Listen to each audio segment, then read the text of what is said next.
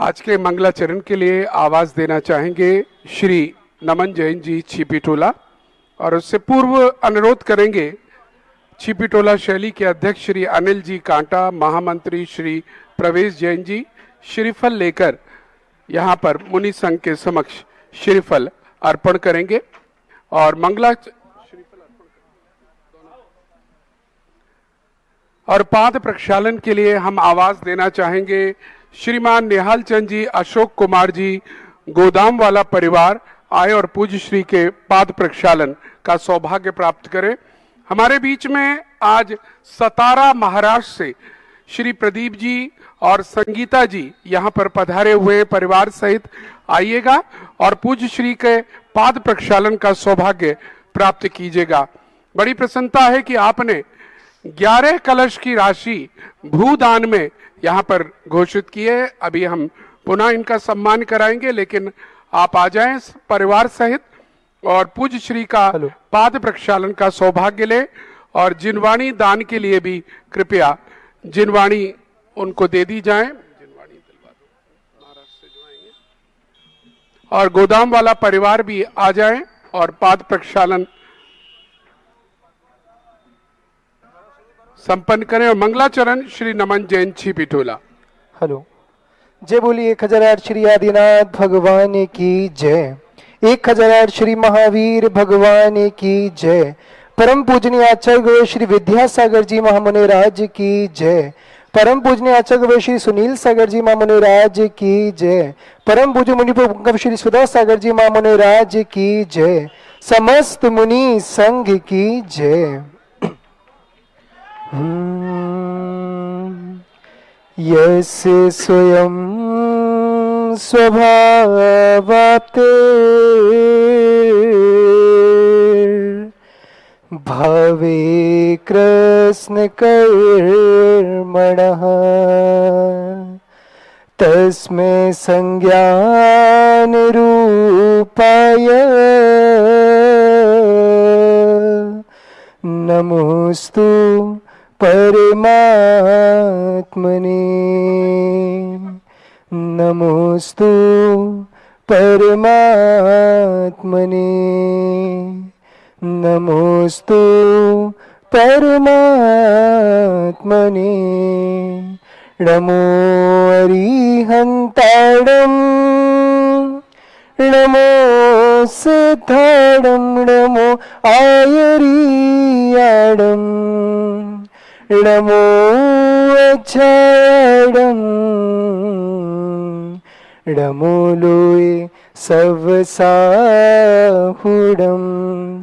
जो मोह माया मान मत सर मदन मर्दन वीर हैं, जो विपुल विघ्नों बीच में भी ध्यान धारण धीर हैं, जो तरण तारण भव निवारण भव जलधि के तीर हैं, विवंदनीय जिनेश तीर्थं कर स्वयं महावीर हैं, विवंदनीय जिनेश तीर्थं कर स्वयं महावीर हैं, जिनके दर्शन से कटे जन्म जन्म के पाप, जिनकी पूजन से मिटे भव भव के संताप,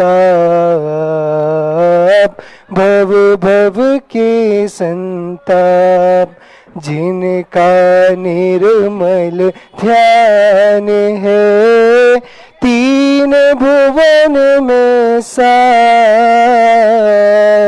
ऐसे वीर जिनेश को नमहु बारंबार, नमहु बारंबार।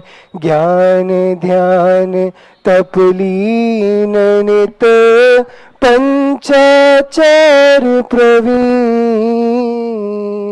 नमन करूं गुरु सुधा को पाने पद सादीन पाने पद सादीन। जय बोलिए आचार्य गुरु श्री विद्यासागर जी महामुनि राज की, परम पूज्य निरापक्ष मुनि श्री पुनि पुंगव श्री सुधा सागर जी महामुनि राज की, समस्त मुनि संघ की, 3 कम 9 करोड़ महामुनि राजों की नमो। जोरदार तालियों के साथ अनुमोदना कीजिएगा। और हम अनुरोध करेंगे हमारे आज के, अगर गोदाम वाला परिवार आ गया हो तो कृपया मंच पर पधारें। और साथ ही महाराष्ट्र सतारा से प्रदीप जी, संगीता जी और उनका परिवार जो पधारा है, जिन्होंने 11 कलश की राशि लोकोदय में दान देने की केवल घोषणा ही नहीं की है, आने से पहले 1 कलश बैंक में डिपॉजिट करने के बाद आज पूज्य श्री के पास आशीर्वाद लेने आए हैं। हम अनुरोध करेंगे उनका स्वागत यहाँ की कमेटी के द्वारा कराया जाए। कृपया करके आप लोग आगे आ जाएं। महाराष्ट्र सतारा से पधारा, और जिस प्रकार हम देख रहे हैं लोकोदय के लिए पूरे भारत से लोग आ रहे हैं। कल भी मुजफ्फरनगर से लोग पधारे, आज सतारा महाराष्ट्र से।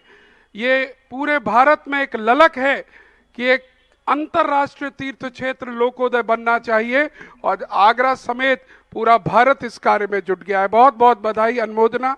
और अब पूज्य श्री से अनुरोध करना चाहेंगे अपनी अमृत में वाणी से हम सभी को अनुग्रहित करें। जय श्री ओम नमः सिद्धेभ्यः। जय श्री ओम नमः सिद्धेभ्यः। जय श्री ओम नमः सिद्धेभ्यः। सर्वमंगल मांगल्यं सर्वकल्याणकारकं प्रधानं सर्वधर्माणां जैनं जयतु शासनं। पंच परमेष्ठी भगवान की, आचार्य श्री गुरुवर कुंद कुंद महाराज की, आचार्य श्री गुरुवर विद्यासागर महाराज की।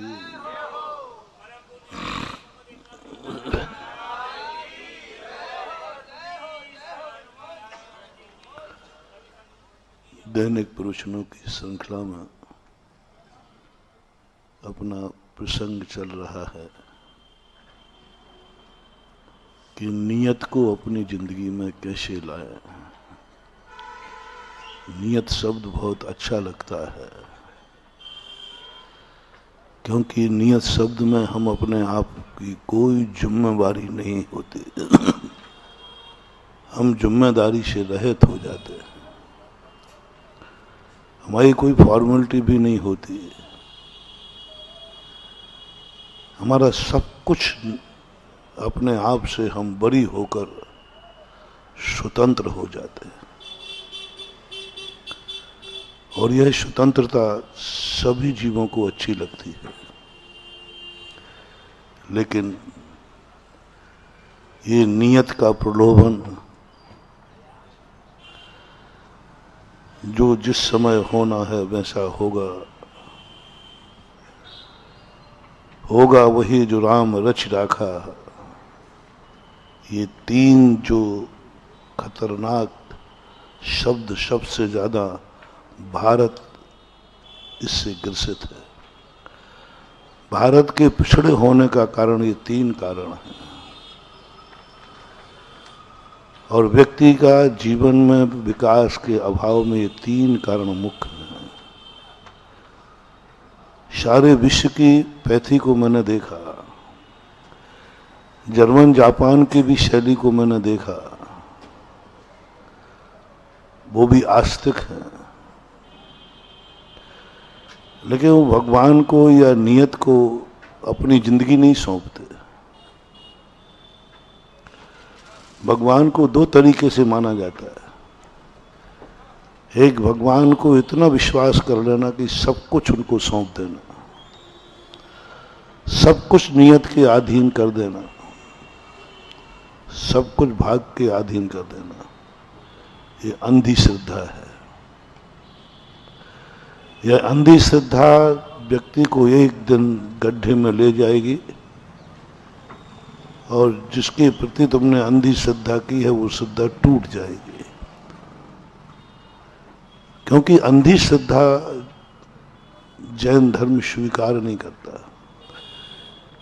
इसलिए जैन धर्म में श्रद्धा के साथ तुरंत सम्यक ज्ञान प्रकट होता है।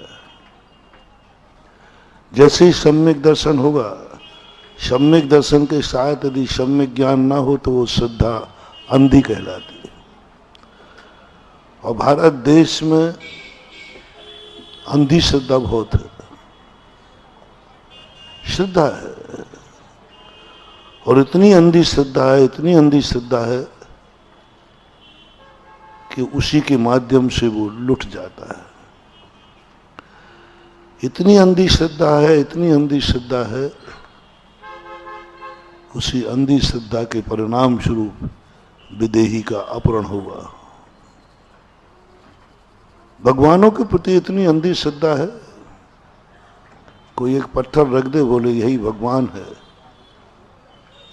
सुबह से वहां अगरबत्ती लगना शुरू हो जाएगी। इतना व्यामोहित है कि भगवान शब्द सुनते ही भारतीय व्यक्ति पागल हो जाता है। शब्द सुनते ही इतना भर कह दो कि यहां भगवान है तो पागल हो जाएगा। गुरुओं के, साधुओं के नाम से भारत देश सबसे ज्यादा पागल है। साधु यदि कोई भेष बना करके भी आ जाए तो उसके प्रति भी, उस भेष को भी चमत्कार कर देते हैं। बहुत सारे लोग भीख मांगते हैं, लेकिन भेष किसी अच्छे भगवान का या गुरु का धारण कर लेते हैं। लोग उसे पूछते हैं। टीवी पर रामायण चली, बताते हैं लोग, टीवी में अगरबत्ती और थालियों में नारियल रख के बैठ जाते थे। अब रामचंद्र जी आएंगे, उनको इतना भी ज्ञान नहीं है कि रामचंद्र जी नहीं आएगा, अरुण गोयल आएगा। वो कहते नहीं, भेष किसका है, बस सीधा है, कुछ नहीं, अंधी श्रद्धा है। यहां तक भारत देश में भगवान की आकृति भर मिल जाए तो आकृति पर मर जाते हैं। यदि कोई पेड़ की आकृति ऐसी मिल जाए ना, पत्थर की, पेड़ की, तो कहते अरे यही भगवान आ गया, आकृति मात्र से। वो आकृति यदि पशु में भी मिल जाए तो पशु पूज जाता है। हाथी पूज गया क्योंकि वो एक आराध्य की आकृति है, तो लोग हाथी को पूजने लगे। और इतना भी भूल गए कि यदि ये हाथी आराध्य है तो बस बैठा हुआ ऊपर महावत लात क्यों मार रहा है? और तुम देख रहे हो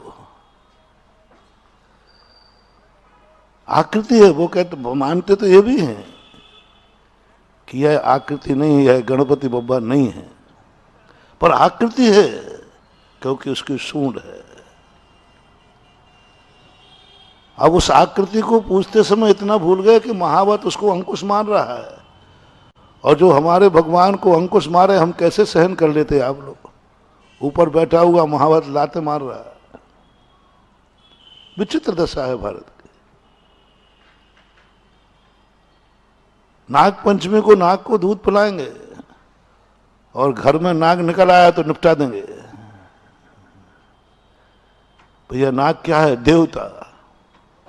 और घर में निकल आया देवता तो मार डालते। और इन सब चीजों के ऊपर वस्तुतः विचार करने की बातें हैं। भारत इतने देवताओं का देश है, जहां देवता ज्यादा हैं और भक्त कम हैं। क्यों बन गया है? क्योंकि हमारे साथ सम्यक ज्ञान नहीं लगा। इसलिए जैनाचार्यों ने सबसे पहले कहा, श्रद्धा से मैं अभिभूत नहीं हूं, श्रद्धा के साथ सम्यक ज्ञान है कि नहीं, विवेक है कि नहीं। तुमने सब कुछ भगवान को सौंप दिया, तुम सब कुछ नियत के अधीन हो गए, जो होना है सो होगा। जब जब मैंने अभी 3-4 दिन से बोल रहा हूं, जब जब तुम्हारे मन में ये परिणाम आवे, आप बहुत बहुत शक्तियों को खो रहे हो, बहुत शक्ति हमारी खंडित होती, हम असमर्थ होते जाएंगे। 6 महीने यदि आपकी यही धारणा रही तो आप इतने निष्क्रिय हो जाएंगे कि आपके मुंह पर मक्खी बैठी होगी तो भी कहोगे बैठना, जो होना है सो हो जाएगा। निष्क्रिय कर देगा वो। आस्तिक का अर्थ वह है सावधानी। भगवान इसलिए नहीं है कि वो तुम्हें निकम्मा बनाए, भगवान इसलिए है तुम्हें सावधानी सिखाए। भारत के लोगों ने आशीर्वाद का गलत अर्थ ले लिया, गार्जियन का गलत अर्थ है। गार्जियन अपने पास है, कोई चिंता की बात नहीं है, कोई चिंता की बात नहीं। महाराज का आशीर्वाद हो गया ना, अब क्या विकल्प करना। मैंने एक बार उदाहरण सुनाया था कि एक व्यक्ति बहुत श्रद्धालु था, यात्रा करने जा रहा था, भगवान पर उसका बड़ा विश्वास था, शांति धारा पर बड़ा विश्वास था, महाराज पर भी विश्वास था, अटूट विश्वास, इतना अटूट विश्वास थे कि वो कहता जो कुछ भी होना है सब महाराज के आशीर्वाद है, कुछ नहीं होगा। उसने गाड़ी स्टार्ट कर दी और गाड़ी स्टार्ट करके छोड़ दी और ब्रेक पे से फैल हटा दिया और आंख बंद कर ली और गाड़ी फुल स्पीड से छोड़ दी। लोगों ने कहा क्या कर रहा है? बोले चुप रहो, अरे एक्सीडेंट हो जाएगा। तुम लोग सब नास्तिक हो, महाराज की बात पर विश्वास नहीं करते। महाराज का आशीर्वाद लेके आया हूं और जहां महाराज का आशीर्वाद हो जाता है वहां कुछ हो ही नहीं सकता। ही लगा, हो ही नहीं सकता। आप सब उसी क्वालिटी के बैठे हो, मुझे मालूम, हो ही नहीं सकता। महाराज का आशीर्वाद है ना। अब ब्रेक पे पैर क्या रखाना, ब्रेक पर पैर क्या रखना, क्या आंख खोल के चलना, छोड़ो गाड़ी। अरे भाई, जब भगवान भरोसे तूने छोड़कर, गुरु के भरोसे छोड़कर ब्रेक पे से पैर हटा लिया, तो अब वो जिससे गाड़ी चलती है उस पे से और पैर हटा ले, फिर चलाया गाड़ी, तो जानूंगा महाराज का आशीर्वाद है। अब देखना, अंधी श्रद्धा देखना, जिससे गाड़ी चलती है उस पर क्या बोलते उसको? एक्सीलेटर है, एक्सीलेटर नहीं, पैर रखते हैं जिससे गाड़ी बढ़ती है, ब्रेक नहीं, एक्सीलेटर। अब देखो, मैं तुम्हारे महाराज की ताकत बता रहा हूं, तुम्हारे भगवान की ताकत बता रहा हूं, तुम्हारे नमोकार मंत्र की ताकत बता रहा हूं, तुम्हारी शांति धारा की ताकत बता रहा हूं। यदि इस दुनिया का भगवान का संचालक है, भगवान ही हमारा रिमोट कंट्रोलर है और महाराज के आशीर्वाद से सब कुछ होता है, तो आप गाड़ी में बैठ जाइए हाथ बंद करके और महाराज से कहे महाराज गाड़ी चलना, बस तैयारी हो गई, और बिना एक्सीलेटर के गाड़ी चल जाए अपने आप, चाबी भी मत लगाना, वो सब महाराज लगाएंगे। होगा कभी ऐसा? तो हमने ब्रेक पे से पैर हटा दिया और एक्सीलेटर पर पैर दबाना ज्यादा चालू कर दिया। एक्सीलेटर पर तो पैर दबा रहे हो कि नहीं, महाराज थोड़ी दबाएंगे एक्सीलेटर, तो भाई फिर ब्रेक पे और रख, या दोनों पे से हटा दे, या तो दोनों पे से हटाओ या फिर ब्रेक पे भी रखो। बस यही भूल हम कर रहे हैं। इसी भूल से तुम संकट में पड़ते हो और हम लोगों का आशीर्वाद बदनाम होता है।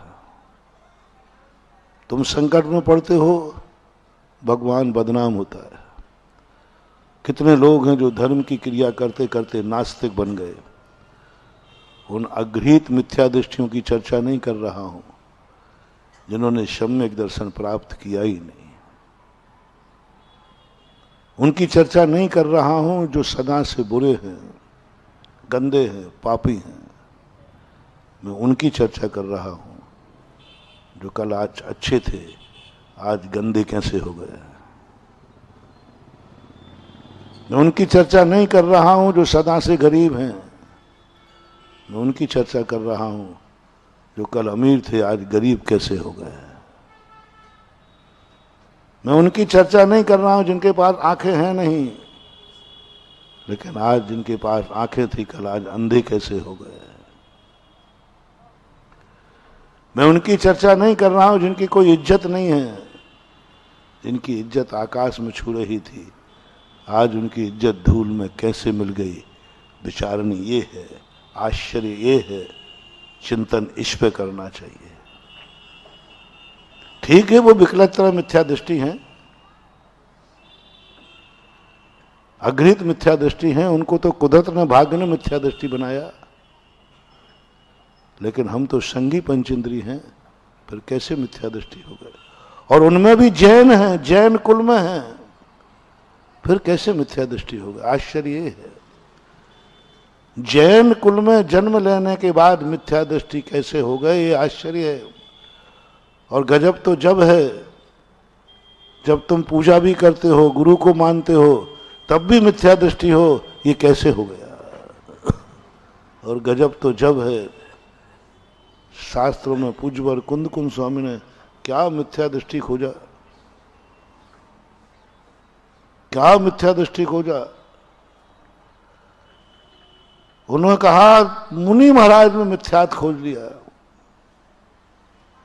मुनि अवस्था मैंने कि भगवान दिगंबर मुनि है, 28 मूल गुण पालन कर रहा है, निर्दोष शरिया का पालन कर रहा है। बोले सबसे बड़ा आश्चर्य तो यही है, एक निगोद में पड़ा हुआ,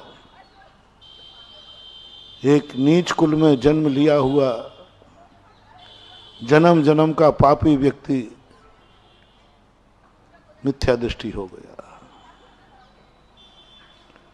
लेकिन आश्चर्य है, तीर्थंकर के कुल में जन्मने वाला, तीर्थंकर की गोदी में खेलने वाला मारीच मिथ्या दृष्टि हो गया। यह आश्चर्य है। अब कोई नीच कुल में जन्मा बेचारा, मिलेक्ष खंड में जन्मा, और वो मिथ्या दृष्टि हो गया। है मिथ्या दृष्टि है, रहेगा, क्यों नहीं रहेगा। लेकिन आश्चर्य वो कि तीर्थंकर के कुल में जन्मा, तीर्थंकर की गोदी में खेला, तीर्थंकर ने उंगली पकड़ के चलाया, और वो मिथ्या दृष्टि हो गया, वो अज्ञानी हो गया। तीर्थंकर के कुल में जन्म लेने के बाद एक कोड़ा कोड़ी सागर तक भटक गया। अहंकार मत करना रे तुम जैन कुल पर। एक कोई व्यक्ति यदि व्यसन करता है, शराब पीता है, कोई बड़ी बात नहीं है, क्योंकि उसका बाप भी शराबी है, उसकी कुल और जाति भी शराबी है। आश्चर्य तो वो है जो जैन कुल में जन्म लेकर के शराबी हो गया। ये कैसे हो गया, ये आश्चर्य। कोई अजैन रात में खाता है तो कोई आश्चर्य की बात नहीं है। आश्चर्य ये है कि जैन कुल में खाने वाला व्यक्ति ने रात्रि भोजन कैसे कर लिया, कैसे कर लिया। आश्चर्य है, विश्व का सबसे बड़ा आश्चर्य है। लोग बहुत सारे आश्चर्य गिनाते हैं। कल चर्चा की थी अजूबे। अजूबे यानी अनोखे, अनोखे। मैंने अनोखे खोजे, यही अनोखे खोज रहा हूं। बोले एक पापी, एक नीच कुल में जन्म लेने वाला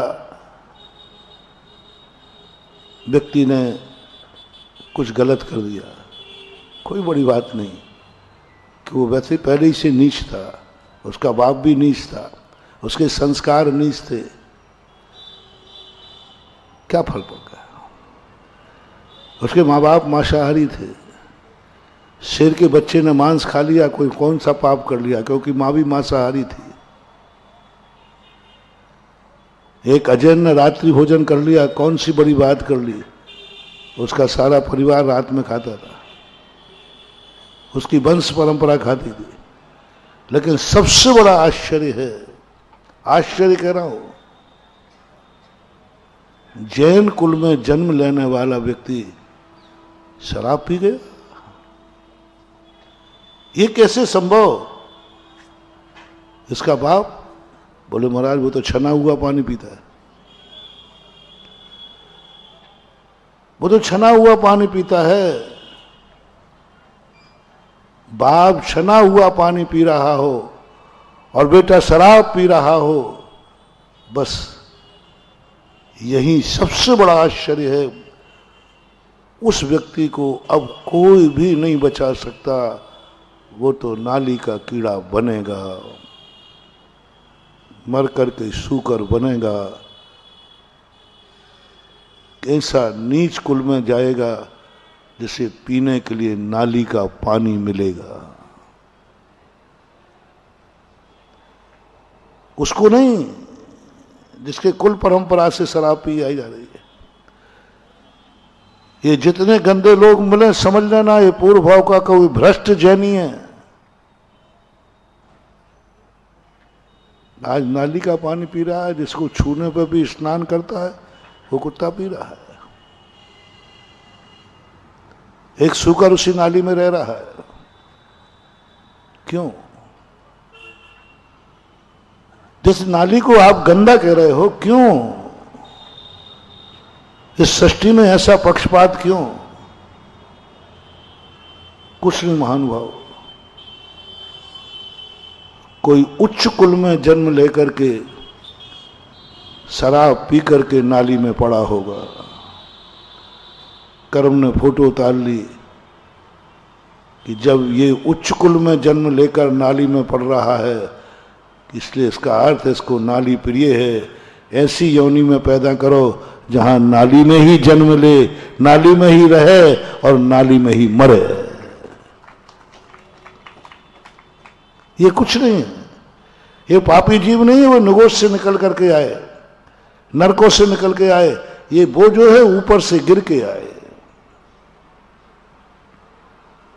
ऊपर से जो गिरे हैं। नीचे से गिरने वाला गिरता नहीं है, उठता है। बहुत कम गिरते हैं नीचे से उठने वाले, और नीचे से उठ भी ना पाए तो बहुत धीरे धीरे आगे बढ़ते हैं। लेकिन ऊपर से गिरने वाला ऐसा गिरता है कि फ्रैक्चर होता है, सीधा ऊपर से गिरा है। और जितने उच्च कुल से गिरते हैं, आप देखना, जो मैंने कहा था कि जैनियों में या कहीं भी गरीब दिख जाए, तो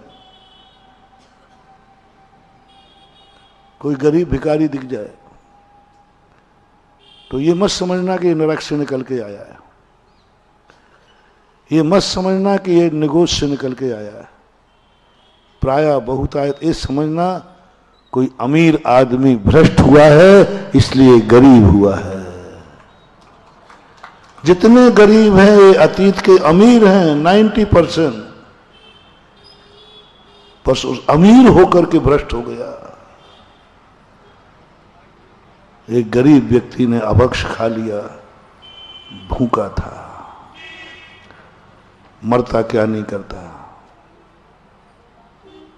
उससे पूछा भाई ये अभक्ष क्यों खाया?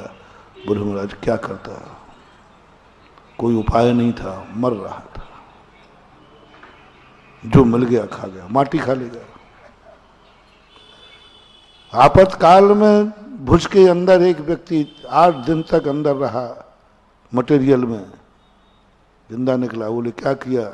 बोले कुछ नहीं, स्वयं की लघु शंका पीता रहा, थोड़ी बहुत जो कुछ भी। क्यों भाई तुम इतनी गंदी चीज क्यों पिए? बोले क्या करता, इसके अलावा कोई चारा नहीं था, कोई उपाय ही नहीं था, क्योंकि उसने अभक्ष खा लिया जो खाने योग्य नहीं था। कोई उपाय नहीं था, कोई बात नहीं, कोई बात नहीं। ये कौन बना है शुकर जिसके पास दिन में खाने का समय था, सब कुछ खाने को था, उसके बावजूद ये सब छोड़ करके उसने अभक्ष खाया। इसलिए कर्म कहता है कि इसको ऐसी होनी मिलेगा, क्योंकि सब कुछ इसके पास था। संस्कार थे, माता पिता शुद्ध खाते थे। सबसे ज्यादा कर्म, अपने सबसे ज्यादा खतरनाक कर्म यदि किसी को सजा देता है तो जैनियों को। जैनियों पर कैमरे लगा रखे हैं इस कर्म ने, जैनियों पर सबसे ज्यादा। जैसे तुम लोग मंदिर में कैमरे लगाते हो ना, किन के लिए? चोरों के लिए। आप घरों में कैमरे लगाते हो किन के लिए? चोरों के लिए। और मालूम प्रकृति ने कैमरे लगा रखे हैं जैनियों के लिए। जैनी पर सबसे ज्यादा यदि कोई सबसे ज्यादा अशुभ कर्म का बंध, सबसे ज्यादा निकृष्ट जाति का कर्म का बंध जैन को होता है। सबसे ज्यादा 24 घंटे तुम कैमरे की नजर में हो। गरीब नहीं, दुखी नहीं, त्रियंच नहीं, पशु नहीं, उन पर भी कैमरे हैं, लेकिन ज्यादा कैमरे नहीं, सबसे ज्यादा कैमरे। और उससे भी ज्यादा कैमरे विश्व में सबसे ज्यादा यदि कैमरे लगे हैं तो दिगंबर जैन मुनि के लिए। हम तो 1 मिनट भी बिना कैमरे की नजर में, सबसे ज्यादा दंड यदि कर्म किसी को देता है, सबसे ज्यादा सजा किसी को है, गैर जमानती वारंट, गैर जमानती वारंट है, कोई जमानत नहीं है, कोई कानून नहीं, सब कुछ वो है दिगंबर जैन मुनि। मैंने पूरे शास्त्रों को पढ़ा। एक ही प्रकार की गलती मुनि महाराज से हुई, और उनमें आचार्य परमेष्ठी और हैं तो और डबल, फिर तो कानून कहता है इसको तो छोड़ना ही नहीं। तुम समझते हो कि ऊंचा पद अच्छा होता है, ऊंचे पद में कोई कंसेशन नहीं होता। आचार्य, उपाध्याय, साधु, वही गलती हम साधु ने की, वही गलती छुल्लक जी ने की, वही गलती आप श्रावक ने की जैन ने, वही गलती एक अजैन ने की, वही गलती एक पशु ने की। एक सी गलती, एक समान गलती है, लेकिन जब पाप का कर्म का बंध हुआ तो सबसे ज्यादा किसको होगा? मुनि महाराज को, सबसे ज्यादा मुनि महाराज। अस्मण पावगम गणनादि ते निगोद पात्रा, सीधा कह दिया। यदि मुनिराज के जो ग्रहण करने योग्य नहीं है उनमें से कुछ भी ग्रहण कर लिया ते निगोद पात्रा, बीच में कोई व्यवस्था ही नहीं दी, बीच में कोई व्यवस्था नहीं है, सीधा निगोद। अरे भाई नरक दे देते, कम से कम सम्यक दर्शन तो प्राप्त कर लेते। बोले तू सम्यक दर्शन का भी अधिकारी नहीं, क्योंकि तूने मुनि पद को कलंकित किया है, मुनि पद पर रहकर तूने गलत किया है, मुनि पद पर तूने गलती की है, इसलिए कुछ नहीं, नरक नहीं। नरक मिलना अच्छा है महानुभाव, निगोद से अच्छा है, कम से कम वहां सम्यक दर्शन प्राप्त करने का मौका है, कम से कम भूल सुधारने का मौका है, भूल सुधारने का। नारकी, असंख्यात नारकी यहां नहीं सुधरते, यहां नहीं सुधरते, नरकों में सुधर जाते। यहां नहीं सुधरेंगे, मान लो नरकों में सुधर जाएंगे। नरकों में सम्यक दर्शन है, 7वीं पृथ्वी में असंख्यात सम्यक दृष्टि है, पूरे एक भी नरक सम्यक दर्शन से खाली नहीं। लेकिन ये नरक किनके लिए है? उन अज्ञानियों के लिए जो अज्ञान पूर्वक भूल करते हैं,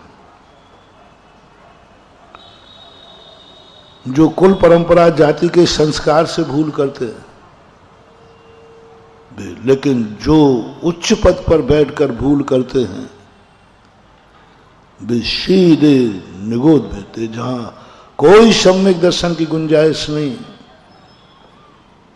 कोई भूल सुधारने की गुंजाइश नहीं, बस एक श्वास में 8-10 बार जन्म और मरो।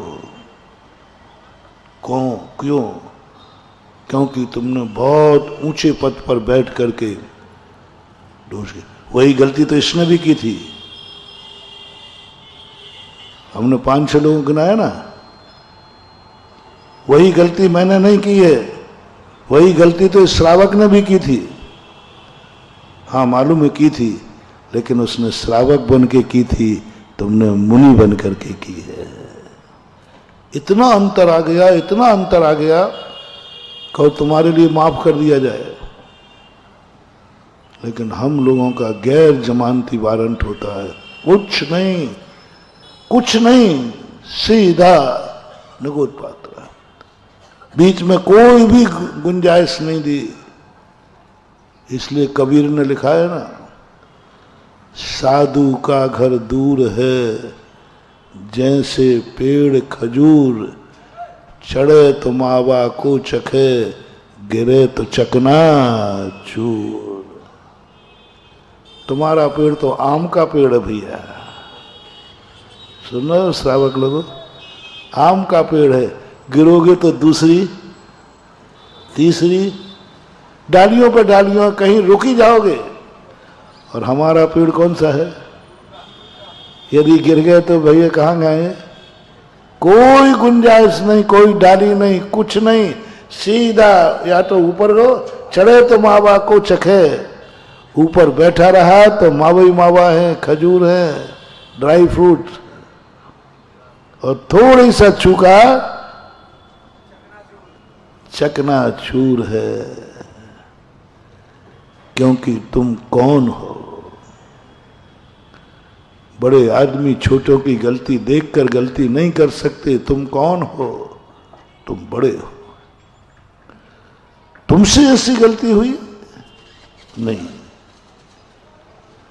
इसलिए मैंने तुम लोगों की जब मैं कभी पिटाई करता हूं या तुम लोगों को कभी सुधारता हूं, तो पहले हम अपनी, तो बोलो भाई महाराज ने गलती की और तुमने गलती की, तो दंड किसको ज्यादा मिलना चाहिए? महाराज हाँ नहीं बोल, सही बोला, डरो मत, डरो डरो, बिल्कुल बिल्कुल बिल्कुल पक्का। अरे मैं ही खुद ही बोल रहा हूं, क्योंकि हम बड़े हैं ना, हम बड़े हैं ना, इसलिए हमें दंड ज्यादा मिलना चाहिए। मैं इसका सपोर्ट करता हूं, समर्थन करता हूं। मैं खुद कहता हूं कि मेरी गलती होने पर मुझे कोई माफीनामा मिलना ही नहीं चाहिए। पूज्यवर उमा स्वामी महाराज ने श्री तत्वार सूत्र में महाव्रतों के अतिचार नहीं कहे। मैंने बहुत चिंतन किया, मैंने कि प्रभु कहीं भूल तो नहीं गए आप? देश सर्वतोण महति, व्रत 2 प्रकार के, अणुव्रत और महाव्रत। महाव्रतों का वर्णन कर दिया, महाव्रतों का वर्णन कर दिया, अणुव्रत का वर्णन कर दिया। जब अतिचार की बात आई तो अणुव्रतों के अतिचार गिनाए। 5 अणुव्रतों के अतिचार हैं। पूज्यवर उमा स्वामी महाराज ने महाव्रत का अतिचार नहीं लिखा। महाव्रतों के अतिचारों की चर्चा नहीं है। क्यों?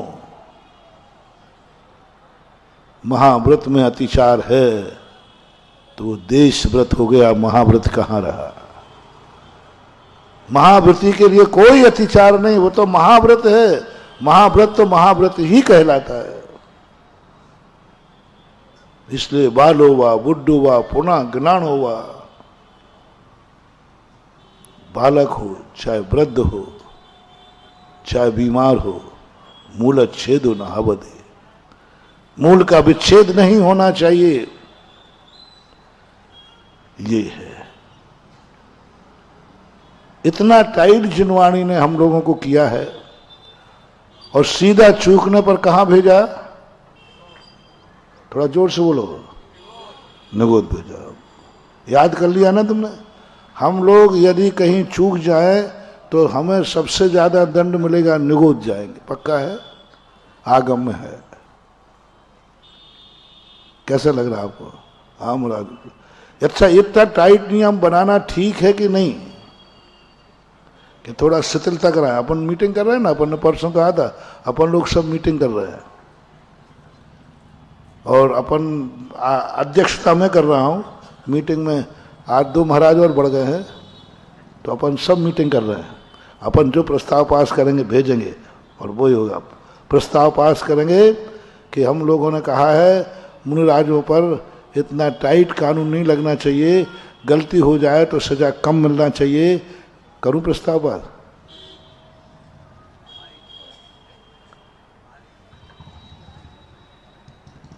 मुनियों को इतनी कठोर चर्या नहीं रखना चाहिए। अपन करेंगे प्रस्ताव है। आजकल तो कमेटी का मीटिंग का जमाना है। आजकल तो तुम तो मीटिंग इतनी जबरदस्त है कि महाराज भी की बात भी बाद में माने। महाराज जी रुकिए, अभी मीटिंग करना है। महाराज जी सुना रहे थे अभी रास्ते में, कोई काम कहो तो कहते अभी मीटिंग करूंगा। तो आज का मीटिंग का जमाना है। महाराज भी कहेंगे तो पास कम माना जाएगा, बाप भी कहेगा तो कम माना जाएगा, अध्यक्ष भी कहे तो कम माना जाएगा। आज प्रजातंत्र का सबसे बड़ा खतरा है। प्रधानमंत्री भी कहेगा पास जब होगा जब विधेयक पास हो जाएगा। अध्यक्ष भी कहेगा नहीं, पहले मीटिंग में पास होगा। और आज मीटिंग का जमाना है। महाराज भी कोई बात कहें। एक स्थान पर राजस्थान में ऐसे ही मीटिंग के चक्कर में मैं फंस गया। तो वहां क्या 70-80 किलोमीटर तक कोई भी जैन समाज नहीं है।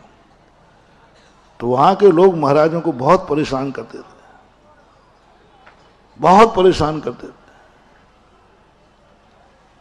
कोई को जाना हो और वहां स्थान अच्छा है, नाम नहीं बताऊंगा, साधुओं का मन करता है वहां जाने का। वहां चीजें ऐसी बनी थी, लेकिन कोई लेने नहीं आएगा। और कहेंगे महाराज जी हमारे यहाँ वही प्रवेश करता है, पहले मीटिंग होती है, मीटिंग में विचार करते हैं, फिर आते। कई साधु तो लौट आते बेचारे। और यदि वहां चले गए तो ऐसे फंस जाते हैं, महाराज जी आप बिहार करोगे, मतलब बिहार करना, महाराज रुकिए अभी नहीं जा सकते आप, पहले मीटिंग होगी। मीटिंग के बिना बिहार भी नहीं। अब साधु 70-80 किलोमीटर कैसे जाए? ऐसा नचाते थे साधुओं को। मीटिंग होगी पहले और फिर मीटिंग में प्रस्ताव आएगा, अध्यक्ष के यहाँ तीये की बैठक है, साहब परसों तीये की बैठक है, परसों यहाँ बारात आ रही है, नरसों यहाँ ये आ रही है, उसके बाद मीटिंग होगी, विचार करो। साधु बेचारा ऐसी परेशान। यही महाराज मीटिंग, अब मीटिंग तो आज हुई, कल हुई, अध्यक्ष बाहर है, मंत्री बाहर है, मीटिंग है ही नहीं। और वहां पर फिर कोई ना कोई बहाना, बारात आ रही है, तीये की बैठक है, ये है वो, उसके नागल है।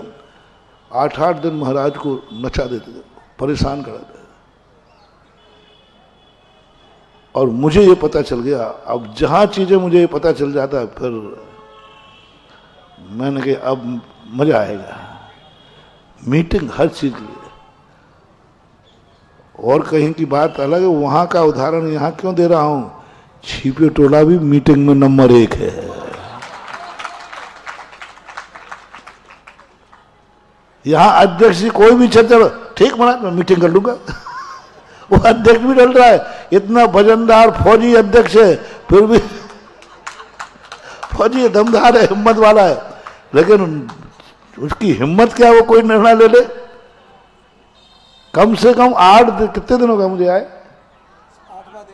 8वें दिन में 10-5 बातें आई, कम से कम 10 बार ठीक महाराज आपने जो कहा मीटिंग कर लूंगा। मैंने कि यहाँ तो मीटिंग का ही सबसे बड़ा मामला है, और मीटिंग में प्रस्ताव पास हो जाए तो ठीक है। मैं वहां पहुंच गया,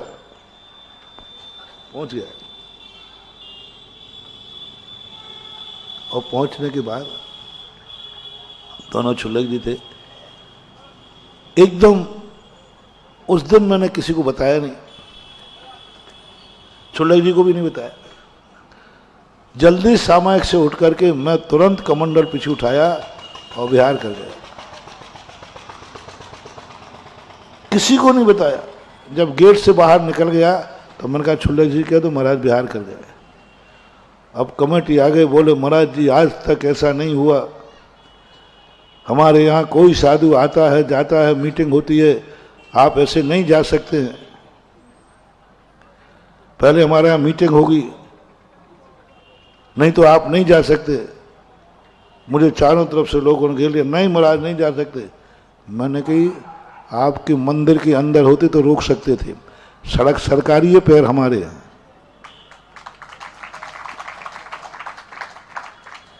बोले महाराज ऐसा हो ही नहीं सकता। मैंने कही नहीं, सड़क सरकारी, पैर हमारे। बोले महाराज मीटिंग के बिना पर आपके शाम के व्यवस्था नहीं होगी, पाटे की चौके की ये सब व्यवस्था नहीं होगी। मैंने कहा आपसे मैंने पाटा मांगा नहीं, पार्टी की व्यवस्था नहीं होगी ना। हाँ महाराज पर मीटिंग में नहीं हुआ तो हम लोग कोई भी पाटा माटा लेके नहीं जाएंगे। एक ने पीछे से बोल दिया, धमकी दे रहा है वो मुझे। मैंने कहा पाटे की व्यवस्था नहीं होगी, मेरे गुरु ने, मेरी जिनवानी ने हमें जमीन पर सोना सिखा दिया है, मैं तुम्हारे पाटों का मोहताज नहीं हूं रे। यदि सही में हम लोगों को जिनवानी माँ इतना नहीं सिखा रही, तुम तो हमें नचा डालते। मैंने कहा पाटे का मैंने तो कहा ही नहीं कि तुम मुझे पाटा लाओ, पाटे नहीं लाओगे ना, मैंने तो कहा ही नहीं और कहता भी नहीं। मैंने कहा महाराज ऐसी बात नहीं है, देखो पाटा नहीं पहुंचेगा तो कल चौका भी नहीं पहुंचेगा। मैंने तो कहा नहीं कि मुझे चौका लगाओ, मैंने तो नहीं कहा तुमसे चौका लगाओ, तुम क्यों लगाते हो चौके? बड़ो छिपी टोला में आया, मैंने कहा कि मुझे चौका लगाओ, मत लगाओ तुम्हारी मर्जी। हाँ फिर मैं कहूं अरे भैया लगाओ चौका, तो फिर तुम दादागिरी दिखाना। मैंने ठान लिया था कि 80 किलोमीटर में 2 दिन में पार कर दूंगा, और पेट से पहले ही पूछ लिया 2 दिन की उपवास की ताकत है तो भिड़ू। उपवास ने कहा 3 दिन की है।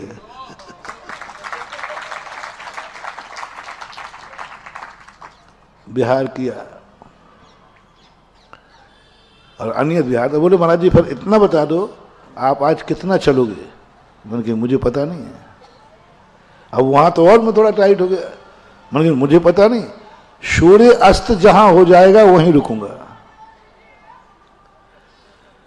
चलते चलते चलते एक छोटा सा स्कूल मिला, बस मैंने बरामदा था पीछे लगाई, वो बैठ गया प्रतिक्रमण करना। अरे महाराज जी पहले से बता देते तो आपको पाटा मिलता। मैंने कहा आज चौथा काल का पाटा है। महाराज जी सुबह कहाँ तक पहुंचोगे? मैंने कुछ नहीं, जहां 10 बज जाएंगे 11 बज जाएंगे वहीं रुक जाएंगे। सब कुछ ठीक हुआ। फिर दोपहर में प्रवचन हुआ। मैंने कहा तुम लोग क्या करते हो? साधु के लिए तुम मीटिंग करते हो? साधु तुमसे बंध के चलेगा कि तुम साधु से बंध के चलोगे? मानुभाव भूल करके यदि तुम्हारा सच्चा साधु है, सच्चा गुरु है, तो उसे कभी अपने अनुसार नहीं चलना। हो सके तो 2 कदम उसके साथ चल लेना। साधु को अपने साथ चलाओगे बहुत बड़ा अनर्थ होगा, और साधु के साथ 2 कदम चलोगे तो बेड़ा पार होगा। अपने अनुसार मत चलाओ, उनके अनुसार चलो। साधु है तो, और साधु नहीं है तो कोई मतलब ही नहीं है। यदि आपकी आत्मा साधु स्वीकार करती है कि साधु है, मेरे गुरु हैं, तो फिर उनकी आवाज पर मीटिंग नहीं होना चाहिए। उनकी आवाज पर फिर मीटिंग होती है तो इस साधु का बहुत बड़ा अपमान होता है। या तो फिर साधु मानो ही मत, या तो साधु से कुछ पूछो ही मत, या साधु से आशीर्वाद लो ही मत। साधु को तुम अपने प्रपंचों में पाड़ो ही मत। साधु को कुछ भी लेना देना नहीं है। ना साधु को मंदिर की जरूरत है, ना साधु को तीर्थ की जरूरत है, ना साधु को कुछ जरूरत है ही नहीं। साधु का काम आशीर्वाद देना नहीं है, कोई जरूरत नहीं। नहीं लिखा शास्त्र में, हाथ उठा के आशीर्वाद देते, ये 2 नंबर में है, आगम में है ही नहीं। कहीं भी हाथ उठा के आशीर्वाद देने का नहीं लिखा। तीर्थंकर किसी को हाथ उठा के आशीर्वाद नहीं देते। साधु से ना आशीर्वाद दो, ना साधु से कुछ पूछो। साधु कुछ भी नहीं, प्रवचन भी नहीं। कोई आगम में नहीं लिखा कि साधु को प्रवचन देना चाहिए। साधु को साधु रहने दो, तुम रहो। आज के बाद तुम्हारा साधु से कोई संबंध नहीं रहेगा। महाराज देख लो, ये छिपी टोला है, जिद पे आ जाएगा तो, हाँ छिपी टोला में बोल रहा हूं, जहां ज्यादा सन की लोग रहते हैं। पक्का वायदा करो, प्रॉमिस करो, तुमसे हमारा संबंध नहीं, हमारा तुमसे संबंध नहीं। वायदा करो।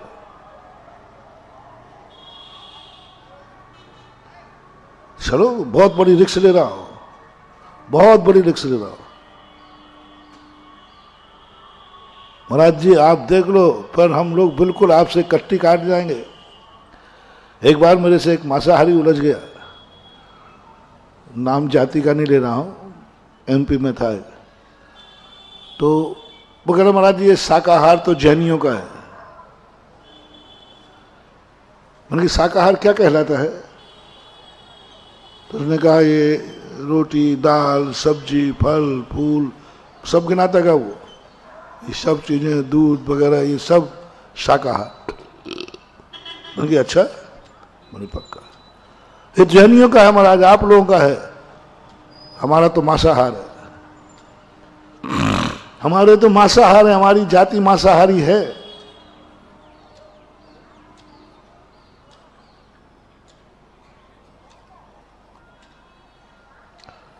पूरी जाति मांसाहारी है। और ना मैंने कहा पानी का, और पानी भी शाकाहार है, खून मांसाहार है। बस मैंने कहा कि यदि तुम असली मांसाहारी हो और तुमने कहा कि शाकाहार जैनियों का है, हमारा तो मांसाहार है, चलो प्रॉमिस करो आज से हम तुम्हारे मांस को कभी हाथ नहीं लगाएंगे, मन वचन काय से कभी छुएंगे भी नहीं, ग्रहण भी नहीं करेंगे। तुम करो, आज के बाद शाकाहार को हाथ नहीं लगाएंगे। मैं ताव में आ गया। मैंने कि असली तुम्हारी वचन में ताकत है, और मैं वचन देता हूं जिंदगी में कभी तुम्हारे मांसाहार को हाथ नहीं लगाऊंगा। वैसे नहीं लगाया। तुम नियम करो, शाकाहार को हाथ नहीं लगाओगे, और तुम्हारे परिवार में कोई नहीं लगाएगा। बोले महाराज कर लूंगा। मैंने कर, आज माइक पे हो गए एग्रीमेंट। मैंने कि देख लेना तूने क्या क्या कहा है। मैंने कि शाकाहार में दूध भी कहा है, तूने माँ का दूध पिया है कि जानवर का खून पिया है? बोल, जन्म के समय मम्मी से पूछ गया।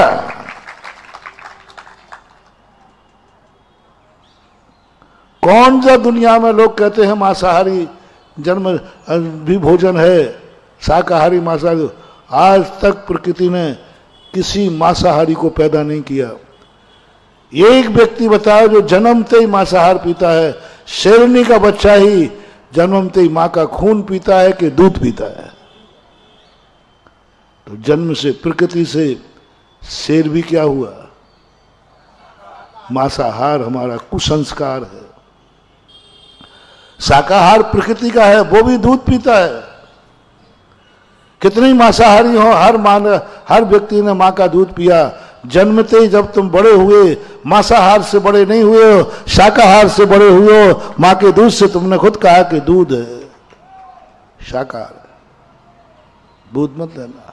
दाल चावल बंद, फल फूल बंद, रोटी बंद, खाओ मांसाहार, करो मांसाहार। पानी भी नहीं, पियो खून जम के।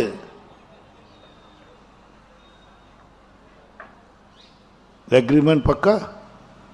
उसने पैर पकड़ लिए, बोले महाराज नहीं कर सकूंगा, मेरा मांसाहार के बिना चल सकता है, तुम्हारा शाकाहार के बिना नहीं चल सकता।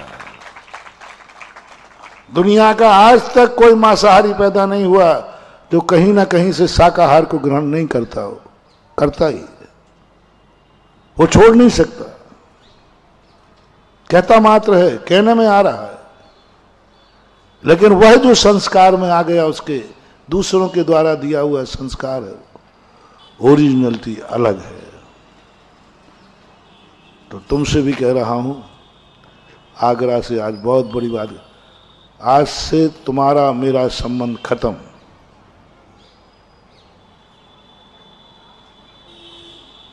कहो महाराज देख लो, देख लो, आप सोच लो। सोच लिया मैंने महाराज, आप तीनों, आपको महाराज सोच लो, फिर चौका का क्या होगा, आप चिंता मत करो, संबंध तोड़ो।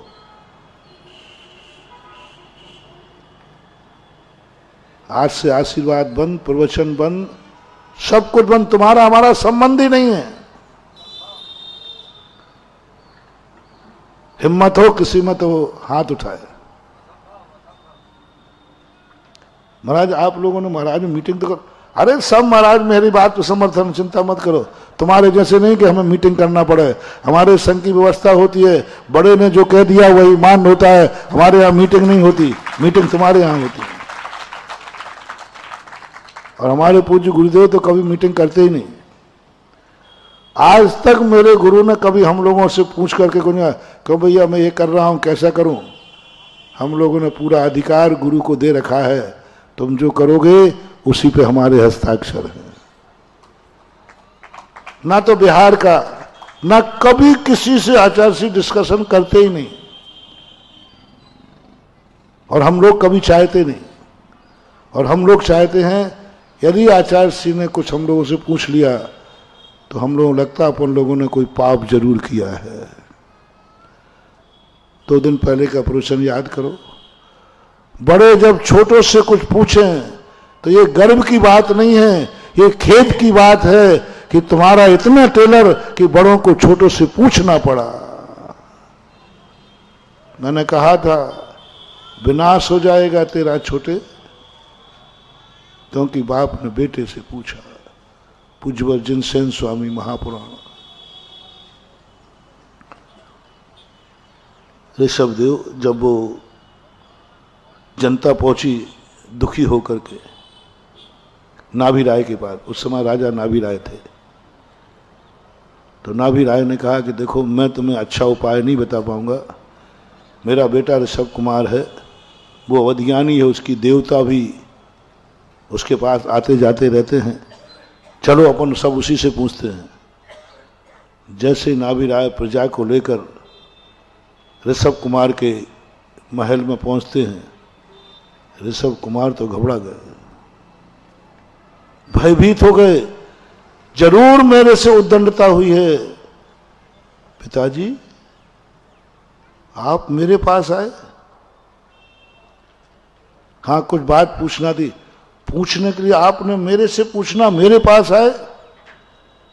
पिताजी जरूर कोई गलती हो गई है, जरूर आपने जान लिया है कि मैं तीर्थंकर हूं, व्यवहारकता से रहित हूं, मैं उद्दंड हूं, मैं अहंकारी हूं। पहले बताओ मेरी गलती क्या हुई जो आप मेरे दरवाजे आए?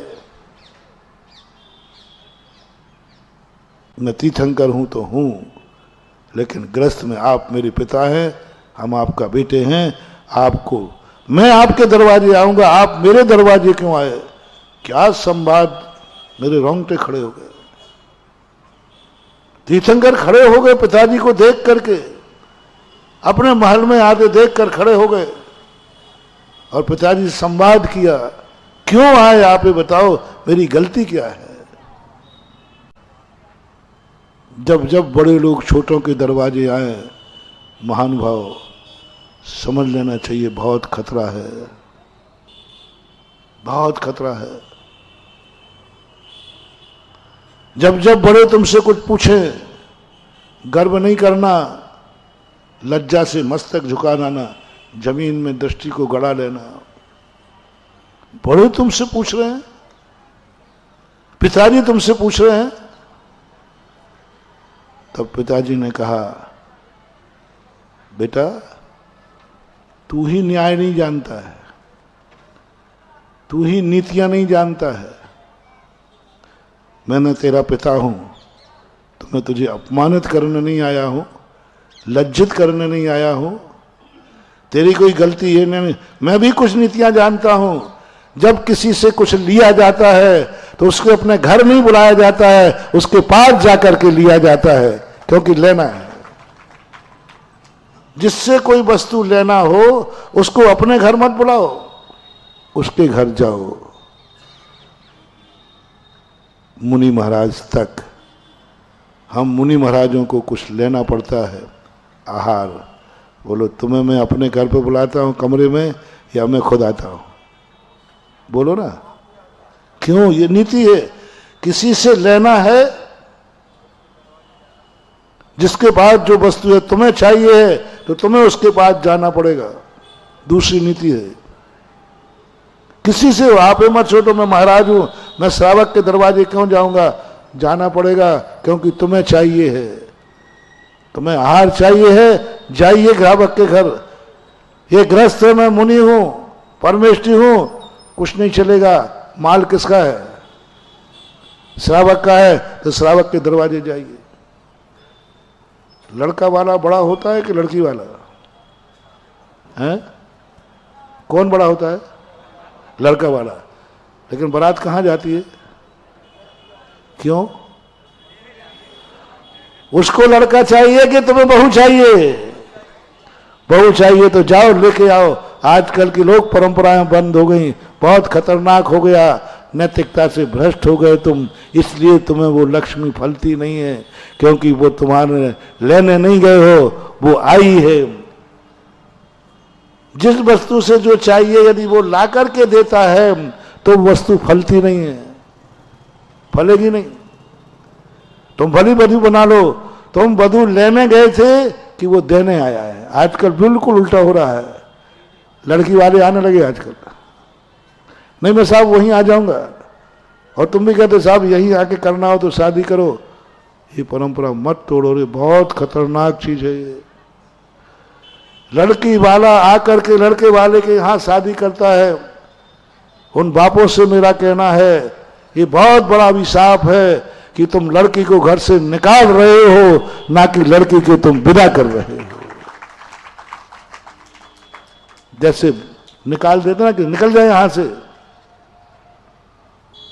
तुम्हारे पास वस्तु है, जब तक कोई दरवाजे मांगने ना आवे तब तक अपनी वस्तु नहीं देना चाहिए, क्योंकि वस्तु तुम्हारी है और तुम्हें देना चाहिए। इसलिए पूर्वजों ने परंपरा बनाई थी कि नहीं, जाकर के कन्या को लेके आओ, बारात लेके जाओ और लेके आओ, और जो कन्या लेके आते हैं और जो बेटी को घर दरवाजे से लेके जाता है, बाप लोगों सुनो, अपनी बेटी को उसी को दो जो दरवाजे लेने आए, तो तुम्हारी बेटी सदा उस घर में सम्मान के साथ रहेगी, मान के साथ रहेगी, लेने आया। और तुम्हें भी यदि वधू चाहिए है तो मत बुलाओ पहले से, तुम सम्मान के साथ घर लेने जाओ, बहू नहीं लक्ष्मी आएगी। अच्छा ये बताओ, तुम लोगों ने ये परंपरा बदल दी कि आजकल बारात जाना बंद कर दिया। बारात कहाँ आ जाती है? लड़के वाला। तो हम लोग भी थोड़ा सुधार कर लें।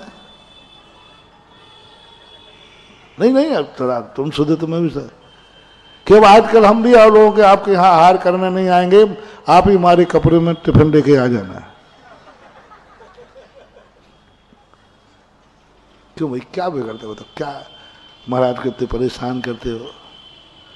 हम लोगों के पैरों में दर्द होता है, इतने विहार करके आते हैं, छाले पड़ जाते हैं, और दीनता बताओ।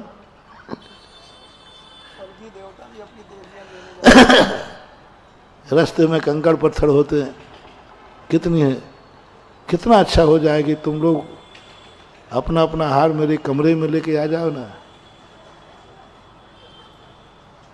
प्रस्ताव पास करूं? क्यों महावीर स्वामी ने इतनी बड़ी गलती क्यों की? क्या कैलाश पर्वत पर भोजन नहीं पहुंच सकता था? क्या महाराज के कमरे में भोजन नहीं पहुंच सकता? क्या परेशानी बताओ, क्या दिक्कत है? ऋषभ देव कैलाश पर्वत से उतर करके घर घर घूम रहे हैं, नगर नगर घूम गए। इतने बड़ा त्रिलोकी नाथ परम पूज्य साधु परमेष्ठी कहां घर दर दर घूम रहे हैं, गांव गांव घूम रहे हैं। इतना कष्ट महावीर स्वामी ने क्यों बनाया? इतने बड़े मुनिराज को श्रावक के दरवाजे खड़ा कर दिया। महावीर से गलती नहीं हो सकती, ऋषभ देव इतनी गलती नहीं कर सकते, ऋषभ देव इतने बेशरम नहीं हैं कि वे 2 रोटियों के लिए कैलाश पर्वत की ऊंचाई से उतर कर तुम्हारे दरवाजे आ जाए। उनको कोई फर्क नहीं पड़ता महानुभाव। यदि वो हार ना भी करें तो अकाल में मरण नहीं हो सकता उनका। हम तो ठीक है, मर जाएंगे तो अकाल में मरण हो सकता है, इसलिए चलो जैसे है तैसे मजबूरी है, हमारी मजबूरी हो सकती है, ऋषभ सागर की नहीं, तीर्थंकर की नहीं, क्योंकि अनपवर्त आयु वाले होते हैं। वो क्यों आए दरवाजे सबके? क्यों गए राजा सिजांश के दरवाजे? हस्तिनापुर क्यों गए? एक नीति है, तुम भले कितने भी बड़े हो, जब तुम्हें कोई चीज चाहिए है तो तुम्हें उसके दरवाजे जाना पड़ेगा। जब नाभि राय ने ऋषभ देव को नीतियों का बखान किया, तू ही नहीं जानता बेटा नीतियां, मैं भी जानता हूं। आज मैं तुझे कुछ देने नहीं आया हूं, आज मैं तेरे से लेने आया हूं। कुछ चाहिए तुझसे, मुझे ज्ञान चाहिए है। बोल बेटा, किसी से ज्ञान लेना चाहिए तो गुरु को अपने दरवाजे बुलाए या उसके दरवाजे जाए? ऋषभ देव क्या कहते हो तो सब जानते हैं, बाप तो बाप ही रहेगा रे। आकर तीर्थंकर ने अपनी नीची आंखें कर ली। पिताजी ये बात है, यहां कहने का प्रसंग ये है कि जब वहां पर मान की बात आई तो ऋषभ देव हैरान हो गए। पिताजी मेरे कमरे में आ गए, मेरे सामने आ गए और खड़े हो जाते। और तुम लोग छोकरे आज के, पिताजी खड़े रहे तो खड़े रहे, पट्टा पहले कुर्सी पे बैठेगा जाके, और गर्व करता है कि देखो मेरे घर में ऐसी चलती है कि बाप भी मेरे से बिना पूछे। अरे कितने, कैसा लगेगा आपको? आपके पिताजी यहाँ कुछ बोली लेने वाले थे, कमेटी ने कहा, तो उन्होंने कहा नहीं देखो भाई, बेटे से पूछूंगा, कोई दान देना है बेटे से पूछूंगा, कुछ करना बेटे से पूछूंगा। और आपको पता चला कि मेरे पिताजी ने महाराज के सामने, समाज के सामने, सबके सामने कहा बेटे से पूछूंगा। और पिता बेटा, लोकोदय तीर्थ क्षेत्र में एक मंदिर बनाने की भावना है, तेरी सहमति हो जाए तो बोल दूं, तेरी सहमति हो जाए तो बोल दूं, क्योंकि मैं तेरे बिना पूछे तो कुछ करता नहीं हूं। बोलो बेटा कैसा लगा?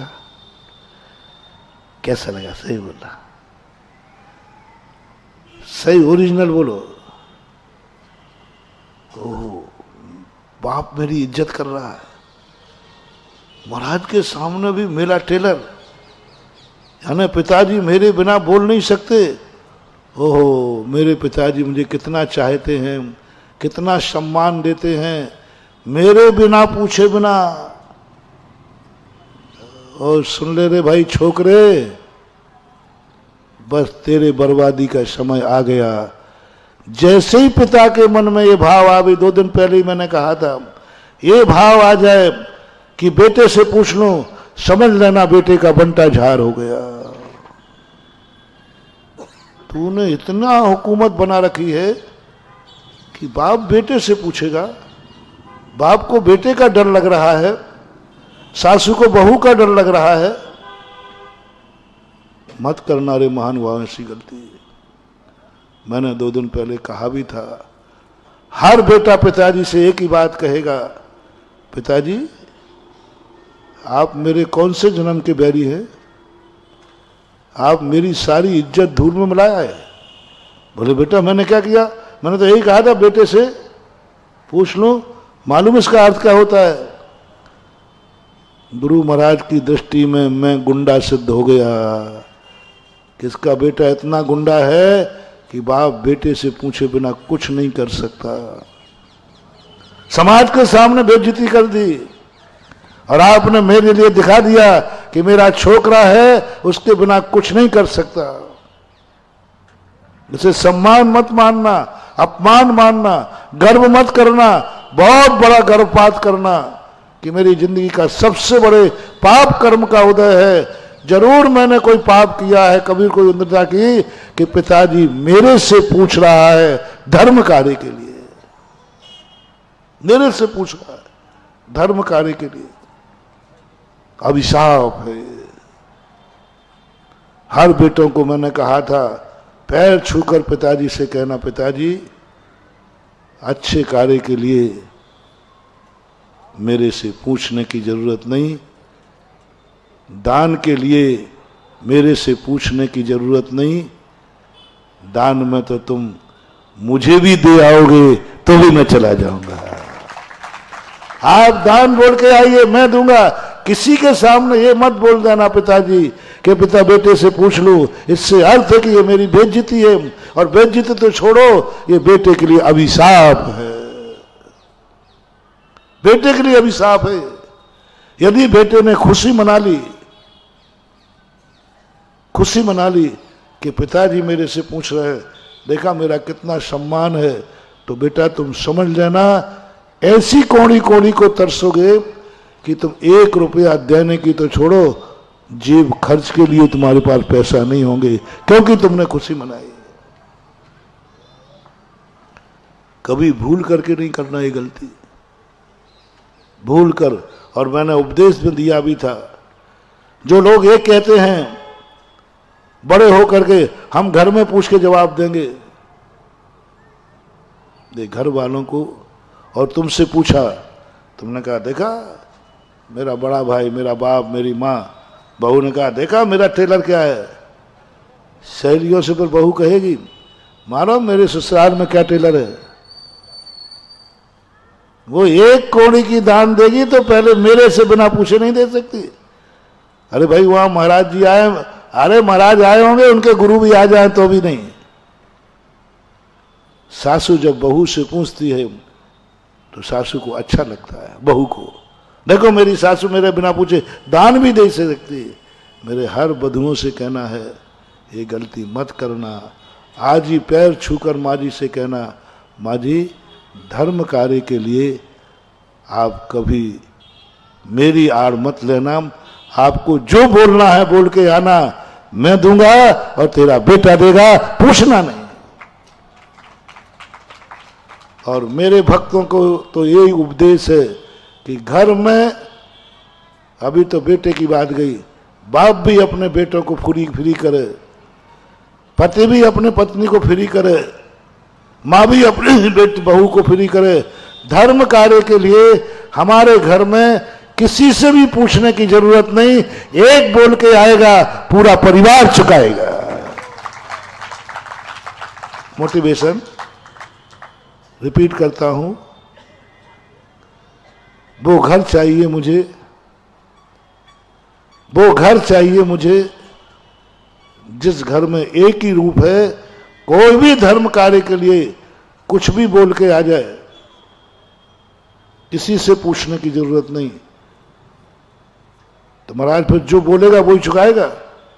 नहीं नहीं, ये तो कसाय हो जाएगी, ये तो फिर क्या हो गया? नहीं, हमारे घर का नियम है, कोई भी कुछ भी बोल के आए, चुकाएंगे सारे परिवार के लोग। एक बच्चे ने भी बोल दिया, सब चुकाएंगे। एक दादा ने भी बोल दिया, पूरा बेटे पोते चुकाएंगे। पोते ने भी बोल दिया, पूरा परिवार चुकाएगा। हम सब मिलकर के खुशी मनाएं, सबका दान है। एक ने बोला, सबको पुण्य लगेगा। मां जब वो लौट के घर जाए तो गर्व करना, ओहो हमारे घर में धर्म कार्य के लिए किसी को पाबंदी नहीं है। यहां बोल गया, बहुत बड़ी बोली ले ली। महाराज हैसियत से ज्यादा ले लेवे तो क्या करें? मैं कुछ नहीं जानता। मैं कहता हूं सब कुछ बोल के आ गया, वो सब कुछ बोल के आ गया, कुछ भी नहीं बचा।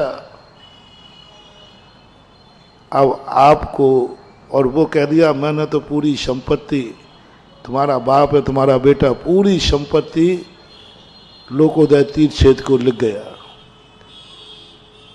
और वो घर पहुंचा, बेटा बहू लिख गया एक घर का, एक घर के 7 बहू, पिताजी ससुर लिख गए, पूरी जायदाद कुछ भी नहीं बचा, सब लिख दिया उसने पूरी।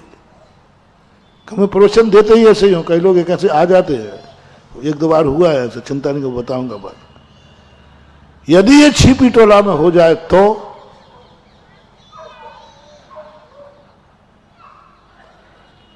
एक बहू और बेटा पूरी जायदाद लोकोदय तीर्थ क्षेत्र को लिख गया। एक दादाजी, पिताजी और माँ जी पूरी जायदाद लिख गई। अब ये दोनों जब घर पहुंचेंगे तो इनकी क्या हालत होगी, ये बता दो मुझे। छिपी टोला वालों से पूछ रहा हूं, अध्यक्ष बैठा, उन दोनों परिवारों की क्या हालत होगी? तुझे तो मालूम है, तू तो यहां का अध्यक्ष है ना।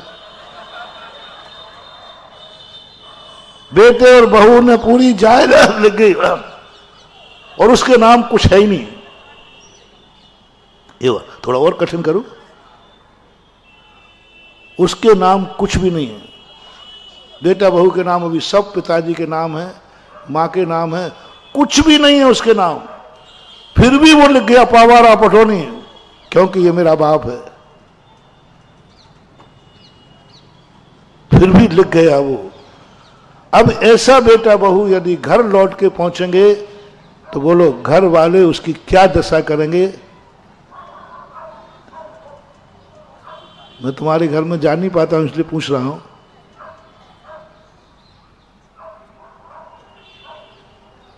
सतेज जी ज्यादा मत बोलना सभाई, मैं तुम्हारे बेटे बहू से करवा दूंगा।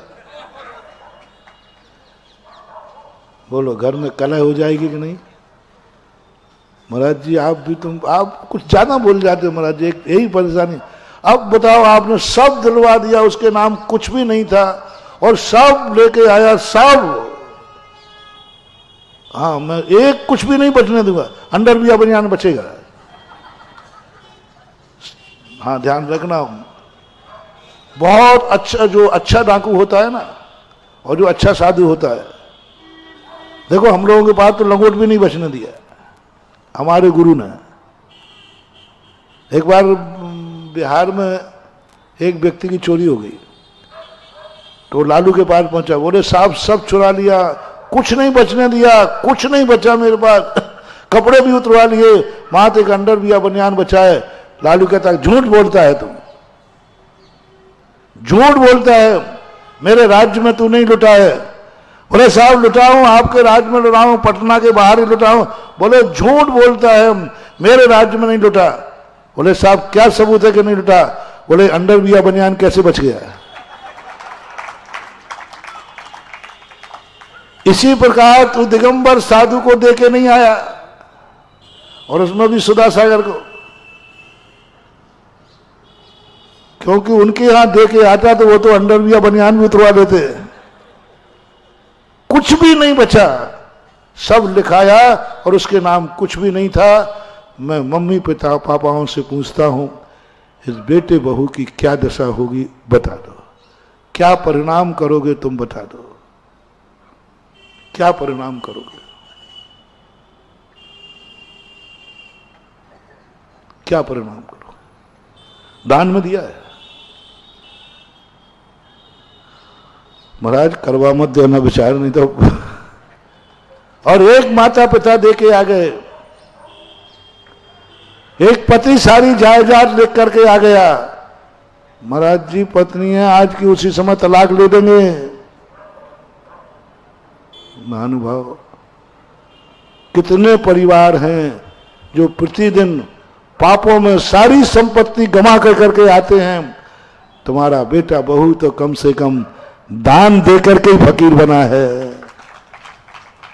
पापों में कितने फकीर बनते हैं, आज तक कोई भी धर्म देकर दिवालिया नहीं बना।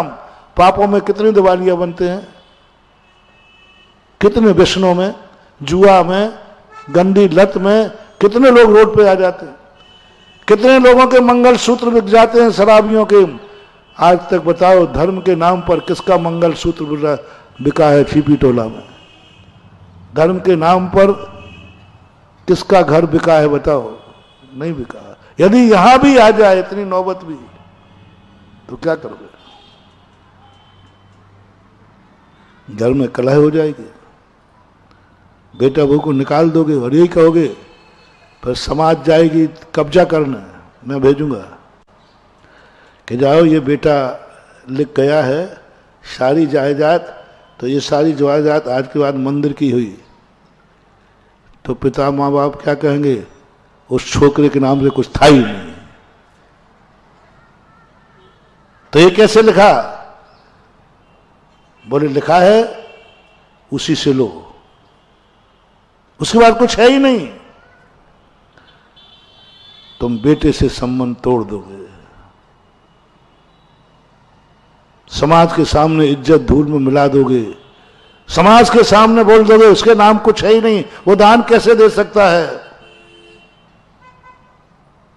और सही जैन बाप हुआ तो कहेगा नाम भली कुछ नहीं हो, मेरे बेटे ने बोला है तो मैंने बोला है, सारी जायदाद लीजिए, हम बेटा तू ही नहीं अपन सब रोड पे चलते हैं, हम सब इसी समय दान पे देते हैं। ओहो, कभी बेटे को धर्म कार्य में देने के बाद कोई रोड पे आ जाए तो उसे देवता उठाने आ जाएंगे महानुभाव धर्म कार्य के लिए।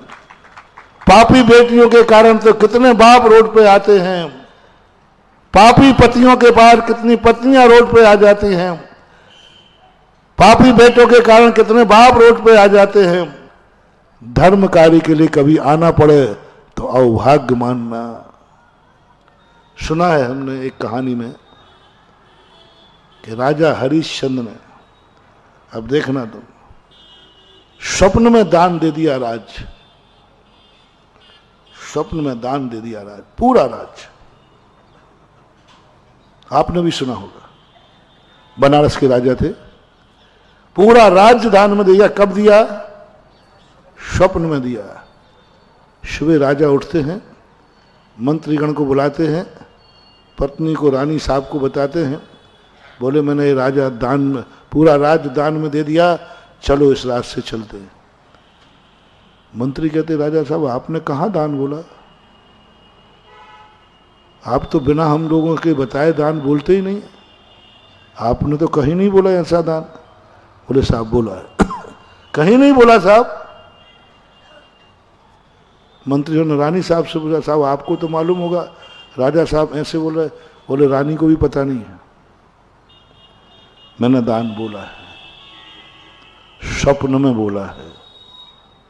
अरे स्वप्न तो स्वप्न होते हैं, अपन कहते ना स्वप्न तो स्वप्न होते हैं, लेकिन ज्ञानी व्यक्ति को स्वप्न क्या और जागृत क्या, स्वप्न में भी क्रिया उसके लिए मान्य होती है। स्वप्न में राज्य, कैसी पत्नी थी, इतना भी नहीं बोला कि तुम्हें क्या अधिकार है पूरा राज्य देने का, अर्धांगिनी हूं, तुम आधा राज्य दे सकते हो। कैसे ही हो? बेटे के नाम से आप दे सकते हो, कोर्ट केस करूंगी। यदि राजा हरिश्चंद्र पे कोर्ट केस कर देती पत्नी तो आधा राज पत्नी को मिल जाता, आधा राज दे सकते हो, ये कानूनन हक है।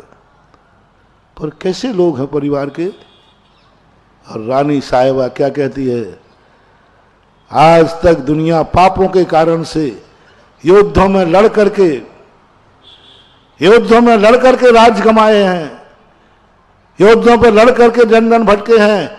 आज मैं उस राजा की रानी हूं जिसने दान दे करके रोड पे आए हैं। चलो गर्व के साथ काशी में जाके बिके तीनों प्राणी, राजा हरिश्चंद्र की सुन लो कहानी। क्या है वचन, क्या आत्माएं थी, कैसे होते हैं परिवार। सारा हस्तना इंद्रप्रस्थ दाव पे लगा दिया।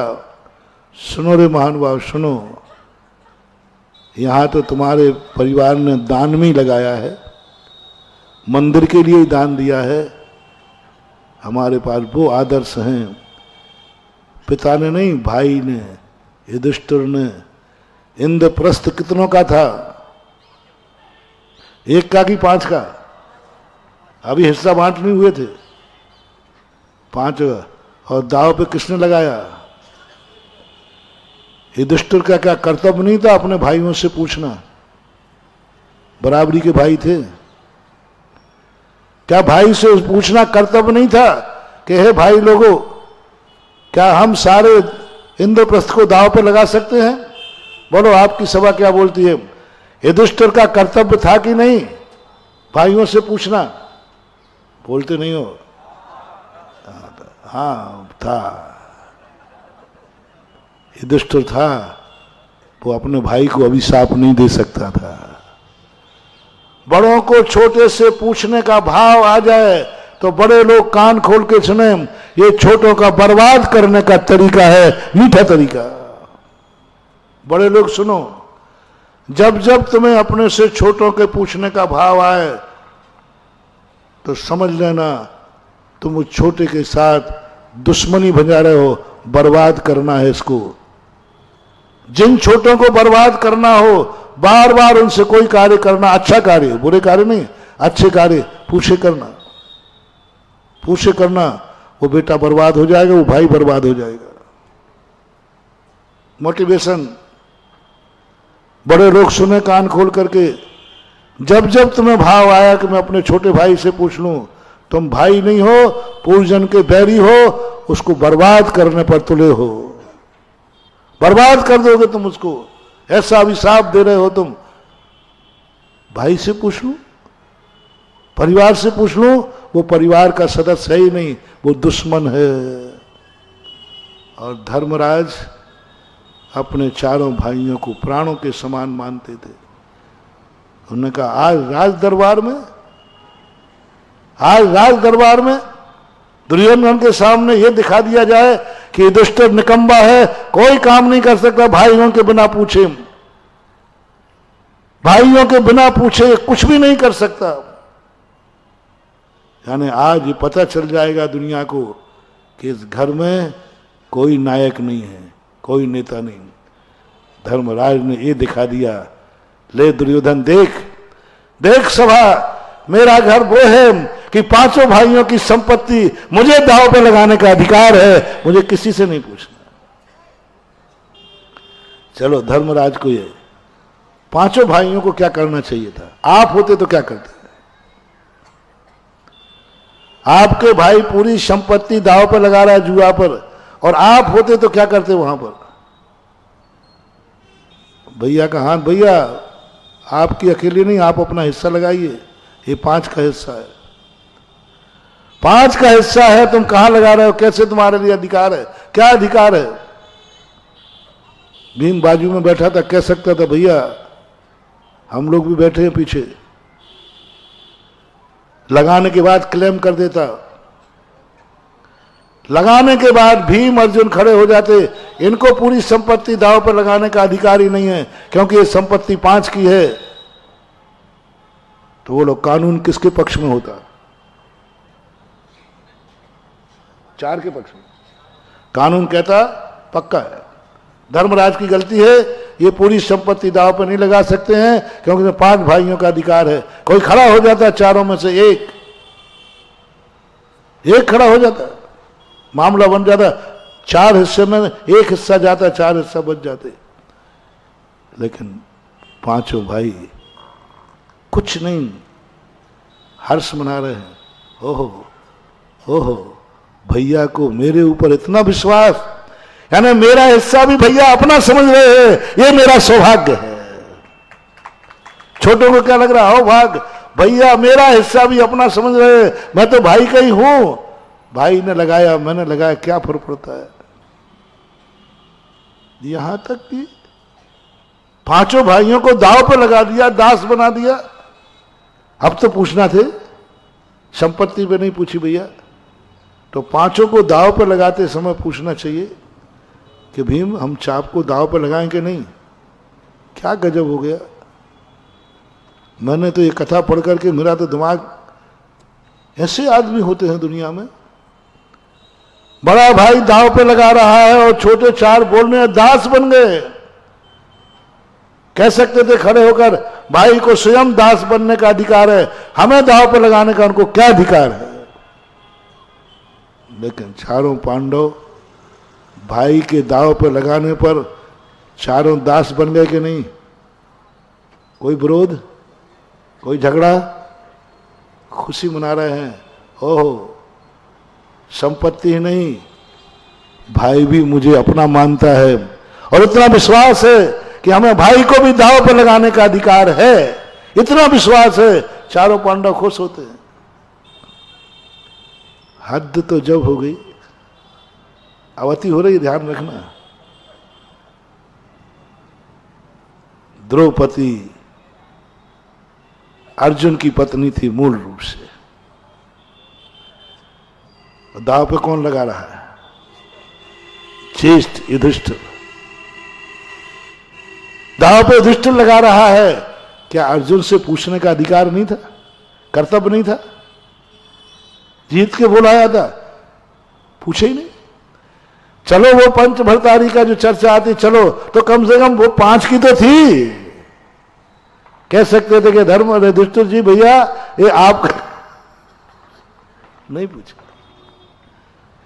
उस जुए से क्या शिक्षा मिलती है? उस जुए से, धर्मराज के जुए से क्या शिक्षा ली तुमने? कि घर कैसा होना चाहिए, घर का संगठन कैसा होना चाहिए। एक ने कह दिया तो कह दिया, ये शिक्षा मिलती है। हम तो यहां जुआ नहीं खिलवा रहे ना, हम तो तुम्हें और तुम्हारी संपत्ति को कहां दिलवा रहे हैं? धर्म कार्य में। बोलो, गर्व होगा कि कलह होगी? कलह। खुशी मनाओ कि हमारे घर में ऐसा व्यक्ति है जो बिना पूछे धर्म करके आता है, और हम सब धर्म चुकाएंगे। नहीं चुकाएंगे तो जायदाद बेच के चुकाएंगे, भीख मांग के चुकाएंगे, लेकिन बोल के आने के बाद हर घर के खुशी होना चाहिए। और मम्मी मैं बोल तो आया, और वो महाराज का प्रवचन ही ऐसा हुआ कि मुझे पता ही नहीं, मैंने तो इतनी लंबी बोली ले ली। मम्मी इतनी तो अपनी हैसियत ही नहीं है। मेरे प्रश्नों, मेरे सभा में सब घटित होता है। हाँ, कई लोग शक्ति से ज्यादा बोल जाते हैं, क्यों? मैं प्रवचन ही ऐसा देता हूं, मुर्दे में भी जान आ जाए। कंजूस भी जो महावीर जयंती का चंदा नहीं दे पाए, वो मंदिर का दान बोल करके चला जाए। हाँ, कंजूस हैं, माईजन हैं, गरीब हैं, कितने गरीब लोग हैं जो हैसियत से बाहर दान बोलते हैं। कई गरीबों को मैंने रोका है।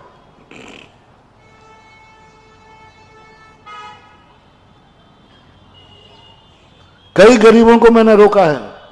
मैंने तेरी तो हैसियत नहीं, क्या करेगा तू? तेरी हैसियत नहीं। मैंने मना किया एक व्यक्ति को, मैंने कहा भाई तू मंदिर नहीं बनाएगा। लोगों ने कहा महाराज जी बहुत गरीब आदमी है, मैंने कहा नहीं, तेरा मंदिर नहीं, मंदिर बनाने वाले बहुत है, मैं रोक रहा हूं। और मेरा भक्त गरीब देखो क्या है, रोकने पर रो पड़ा। महाराज जरूर मैंने कोई पाप किया है तभी तो आप रोक रहे हो। अरे मैंने कहा पाप नहीं किया बेटा, तेरी संपत्ति नहीं है इतनी, नहीं वो सब आपकी समझाने। जरूर मैंने पाप किया है, मेरा धन मंदिर में लगने लायक नहीं है, तभी तो महाराज ने मना किया। क्या रोया वो, मैंने कुछ उसका रोता देखकर मैं चुप हो गया। पहली बार मैंने किसी गरीब की प्रार्थना की भगवान से, मैंने कि भगवान क्या मामला है, तो भगवान तो सीधे मेरी कान पकड़े, तू ऐसा प्रोत्साहन देता क्यों है? तो प्रोत्साहन भी तो ऐसा देता है कि गरीबों को। तो मन भी भगवान आ जाता है, क्योंकि मेरा मन होता है कि हर गरीब अमीर बन जाए, इसलिए मैं ऐसा दे देता हूं। अब उसकी तो हिम्मत ही नहीं और वो रो रहा है, कुछ नहीं। मैंने कहा ठीक भाई बना लेना। हैसियत ही नहीं, क्या बना, एक छोटा सा टुकड़ा था। 6 महीने नहीं हुए और उसका खेत था, वहीं से एक बाईपास रोड पास हो गया, रोड बन गया। जो जमीन लाखों की थी वो करोड़ों में हो गई, मंदिर भी बना, मकान भी बना। और वो अब ये कहता है महाराज एक आध और मंदिर दिलवाओ। ये अंदर की तुम्हें उसको रोना आ रहा है कि मेरे लिए मेरा दान क्यों नहीं लिया गया। जो कल मैंने कहा था, विनाशकालीन विपरीत, जब दान की बात आई तो वे यूं छुपता है, और दान की बात आती है शायद कमेटी मेरी तरफ देख ले, महाराज की दृष्टि मेरे पे पड़ जाए तो ये सौभाग्य मैं करूं। परिणाम ऐसा आना चाहिए। उस समय जो साथी से पुण्य का बंध होता है, महानुभाव, वो अक्षय निधि कहलाती है। निधियां कैसे प्रकट होती हैं? ऐसे लोगों को प्रकट होती है। इसलिए कम से कम अपने यहां ये मत मानो कि ये गर्व की बात है कि प्रत्येक परिवार मेरे से बिना पूछे, मीटिंग किए बिना हमारे घर में कोई दान नहीं मिल सकता। ये गर्व की बात नहीं है महानुभाव, शर्म की बात है। ये गर्व की बात नहीं है कि महाराज को बिहार के लिए मीटिंग करना पड़े, हार के लिए मीटिंग करना पड़े, महाराज को लाने ले जाने के लिए मीटिंग करना पड़े। महाराज रुकिए आज नहीं जा सकते हो। फिर जो यहीं से अपन साइड में हुए थे, फिर मैंने 1 घंटे प्रवचन दिया। मैंने कहीं बर्बाद हो जाओगे, साधु को नचाते हो। आप प्रार्थना करिए, रुकिए, ये नहीं कर सकते आप बिहार नहीं कर सकते, आप बिहार मत करो महाराज, 2-4 दिन और रुको। रुके, खूब रुके, लेकिन इसलिए नहीं कर सकते कि अभी मीटिंग नहीं हुई है। आपका पाटा कौन ले जाएगा?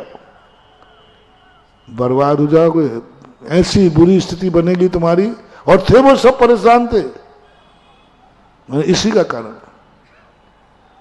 इसलिए मैं कह रहा हूं, छिपी टोला महाराज ने कुछ कहा, ठीक महाराज मीटिंग करता हूं, बर्बाद हो जाओगे। और अध्यक्ष से बोलो कि ये तुम्हारी बेइज्जती ना कराए। ये कराता है मीटिंग कर लो, इसको ये मार दो। महाराज जी कहें तो अध्यक्ष जी तुझे कोई मीटिंग की जरूरत नहीं है, मैं तेरे साथ हूं, बस महाराज को पहले परख लेना महाराज ठीक ठाक है कि नहीं, पागल मागल तो नहीं है। महाराज ठीक हैं, डॉक्टर सही है, तो दवाई की टेस्ट मत कराओ, डॉक्टर को पहचानो। दवाई में तो जहर देगा तो भी खा जाओ, शायद उसी से बचोगे। पूज्यवर कुंद कुंद स्वामी जय विस्म भुजंतो बेजो पुरुषो न मरण मोहि आदि। जहर खाने को कह दिया, कुंद कुंद भगवान ने जहर खाने को कह दिया कि जहर भी खा लेना, बेजो पुरुषो न मरण आदि। लेकिन किसके हाथ का? वैद्य के हाथ का।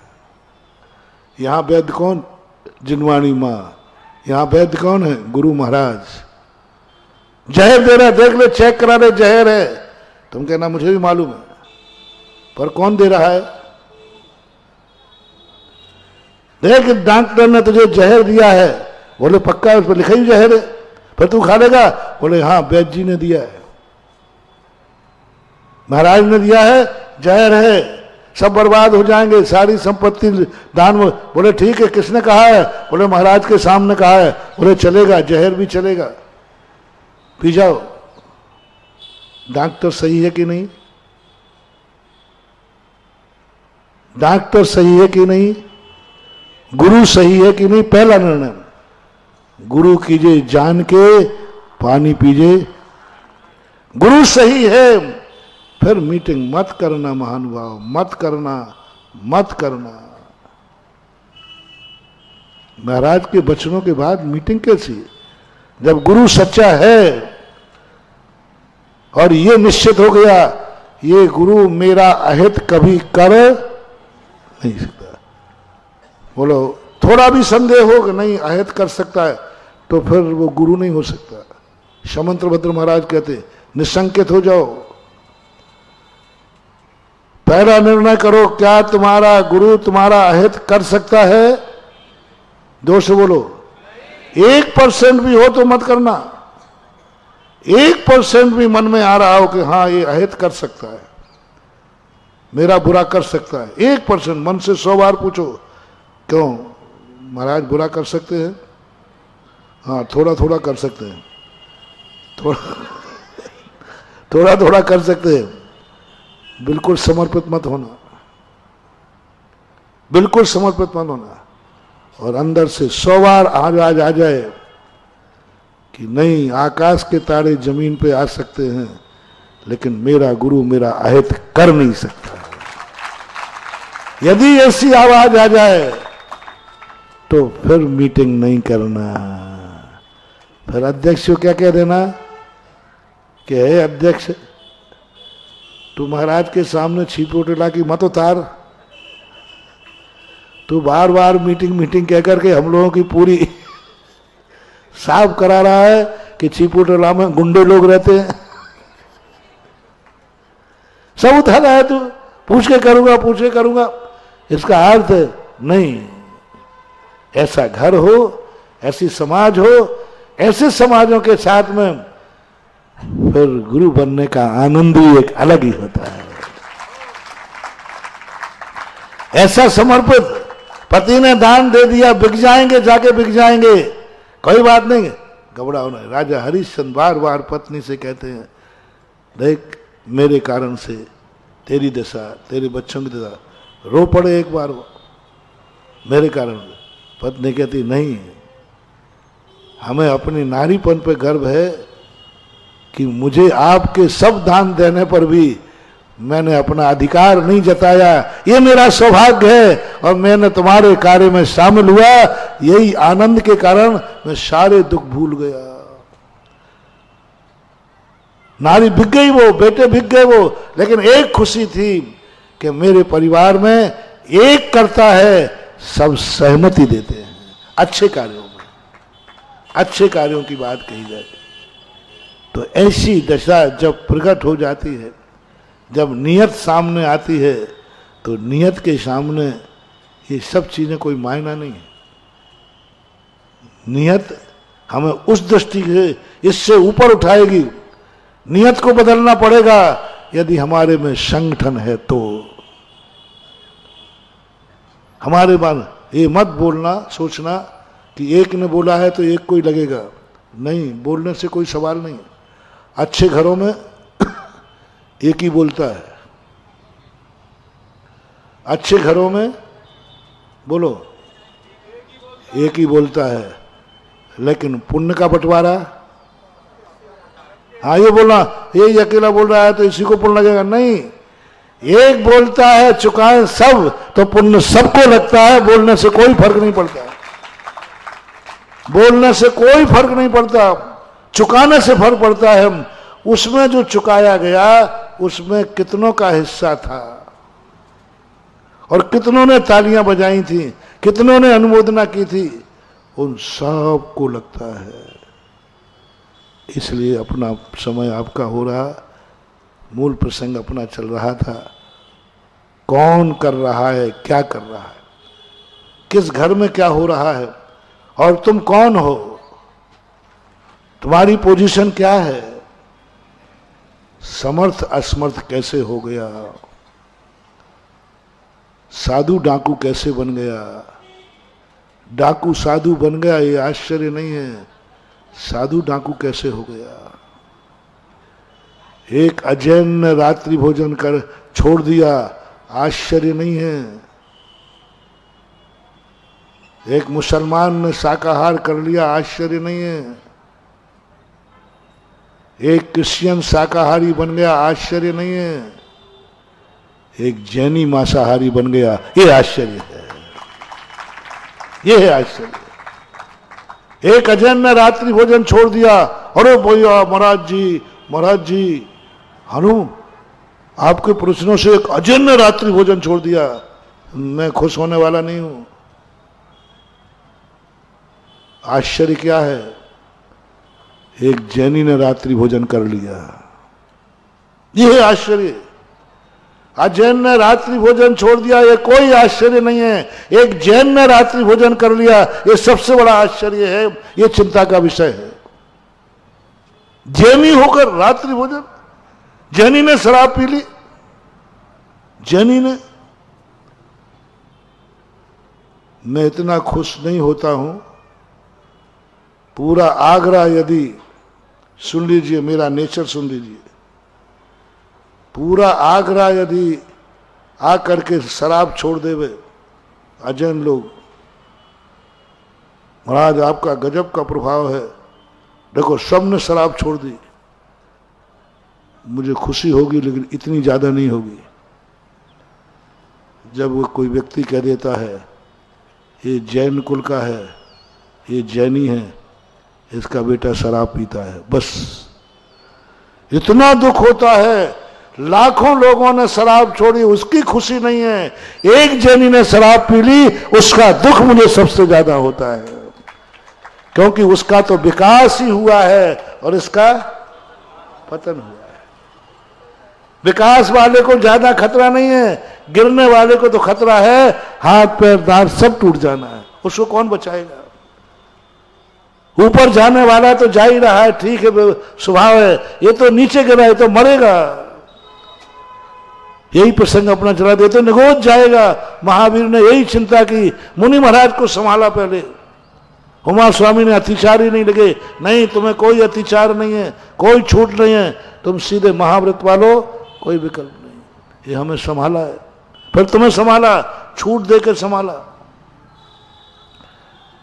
इसलिए महानुभाव, आप लोगों से मेरा एक ही कहना है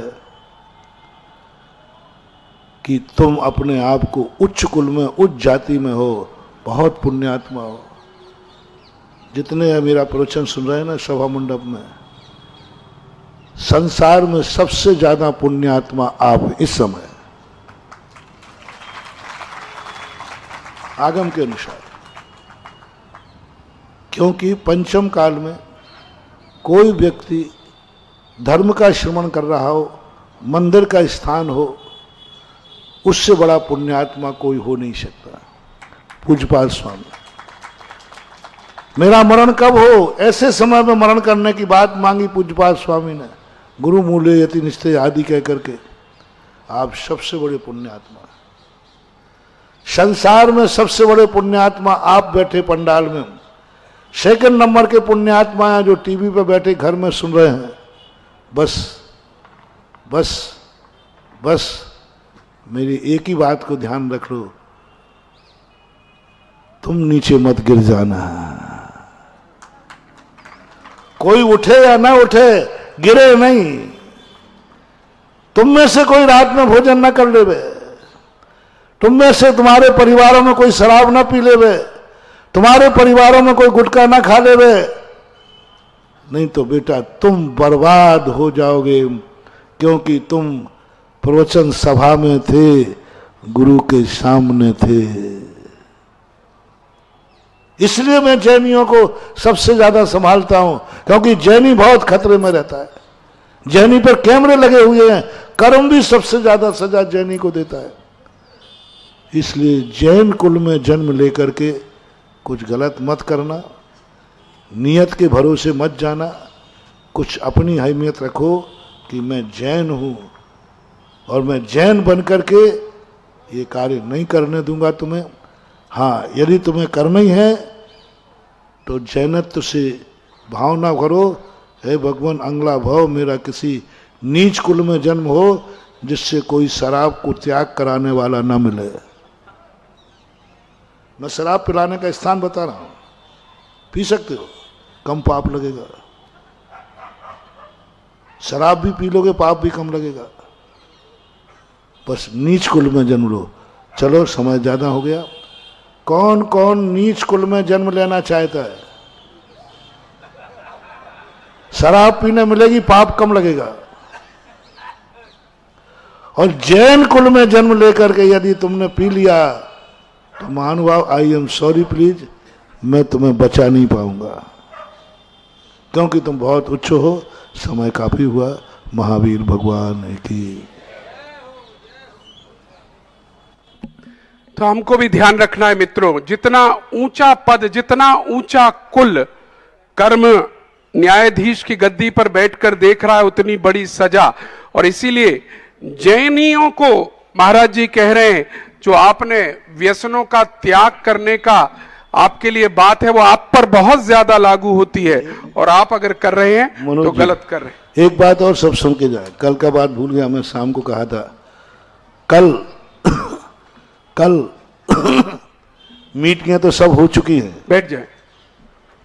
सारी मीटिंगों में प्रस्ताव पास हो चुके हैं। कल एक यहाँ पर, कल बुधवार दिन है, उत्तरा नक्षत्र है, प्रतिष्ठाचार्य मौजूद हैं। कल छिपी टोला का बहुत बड़ा राज तिलक होने वाला है, बहुत बड़ा कार्य होने वाला है। अभी 2 दिन से पेपर का पहला पेज खाली छप रहा था।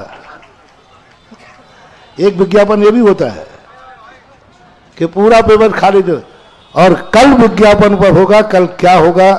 कल पूरा छिपी टोला यहां हो। कल का बाजार में, हाट में वो माल आएगा कि कल यदि चूक गए तो फिर ध्यान रखना। आषाढ़ का चूका किसान, दाल का चूका बंदर, और कल का चूका हुआ छिपी टोला का जैन जिंदगी भर पछताएगा। ऐसे कल का दिन में सब पूरे जो अभी नहीं आए उनको भी फोन कर दो। कल सारे लोग यहां उपलब्ध होंगे। कुछ दिन के लिए कोई ड्रा खुलेगा, मिनटों के लिए, जल्दी नहीं, तुरंत बंद हो। मेरा ड्रा खुलता है और बंद हो जाता है। तो कल एक ऐसा ड्रा खुलेगा, थोड़ी देर के लिए खुलेगा, फिर बाद में नहीं कहना, क्योंकि आज के बाद कल कोई मीटिंग नहीं ली जाएगी। सही बोल दिया? अब तो भूले गए, नहीं तो बर्बाद। अब यदि ये मीटिंग में रहते तो मैं जो कह रहा, तूने ऐसा क्यों हुआ? कल कोई मीटिंग नहीं होगी, सारी मीटिंग हो गई। बहुत खुशी है कि अपना रिजल्ट सर्वसम्मति से हो रहा है। क्या बात है। अपन जो कुछ भी निर्णय करेंगे बहुमत से नहीं, किससे? सारी मीटिंग होने के बाद कल एक अच्छा रूप जो मैं देख रहा हूं मंदिर का, जो करूंगा। कल अपन छिपी टोला का जो अपना मंदिर बन रहा है, इस मंदिर के संबंध में कुछ आवाजें तुम्हें सुनाई देंगी। और कल यहाँ, और कल माल डिस्प्ले किया जाएगा, और डिस्प्ले करते ही माल दिख जाएगा। हाँ, यदि तुमने फोन करने के लिए भी समय मांगा तो भी मिलने वाला नहीं है। पिछले रिकॉर्ड आप देख लीजिए। फोन करने को तुम कहो थोड़ा मैं घर में फोन कर लूं, जब तक तो माल हो जाएगा। इसलिए फोन मौन जो कुछ भी करना है रात भर में कर लेना। पूरा अधिकार लेके आना। पूरी जायदाद भी कल देना पड़े तो बाप से अधिकार लेके आना, बाप बेटे से अधिकार लेके आना। आज का प्रवचन ऐसे ही नहीं दिया है, कल की भूमिका बनाइए। अब तालियां बजा दीजिए इसी बात पर। कल हर व्यक्ति को अधिकार घर से मिलना चाहिए। कि आज हमें प्रवचन में जो आज जो होगा, जो माल हम जितने में मिलेगा हम लेंगे, ये अधिकार हर व्यक्ति लेके बैठेगा। और जिसको ये अधिकार ना हो वो कृपया करके पंडाल से बाहर बैठे। माताओं बहनों, आपसे भी कहना है, आप घर में पूरा अधिकार लेके आना कल, कि यदि मुझे माल पसंद आ गया तो हम घर किसी से नहीं पूछेंगे, हम माल लेके आएंगे और चुकाओगे सब घर वाले। हर व्यक्ति का अधिकार लेके आना, बाप भी अपने बेटों से, सासू अपनी बहू से, बहू अपनी सासू से, बेटा अपने बाप से, सब घर में मीटिंग करके रखेंगे।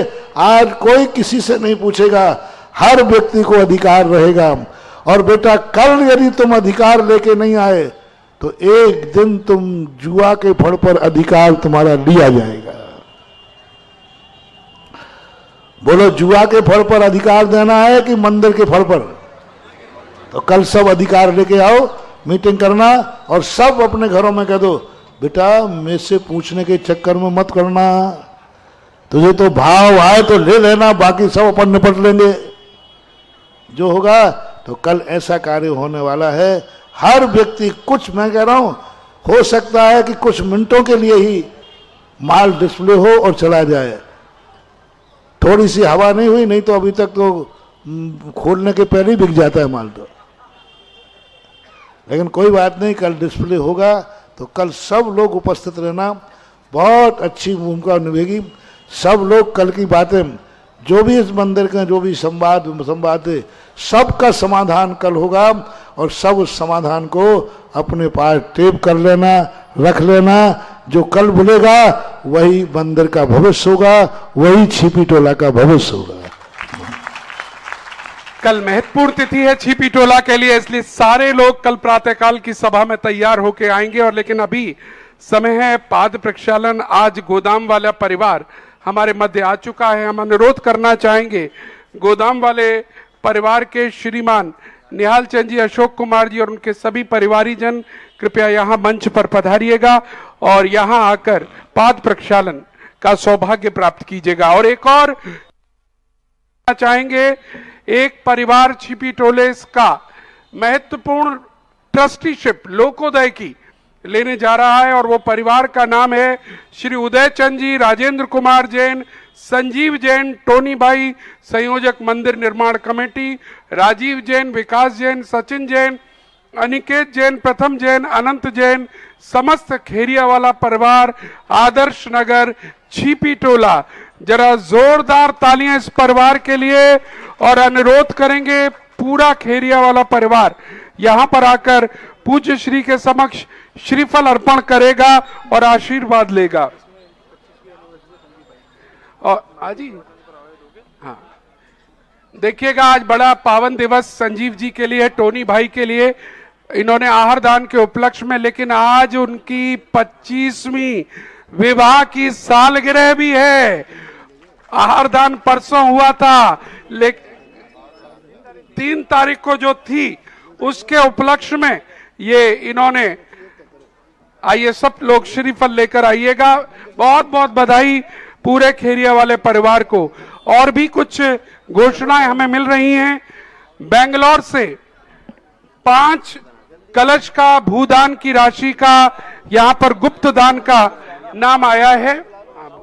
सारा खेरिया वाला परिवार सब आ जाए, हमारा अनुरोध।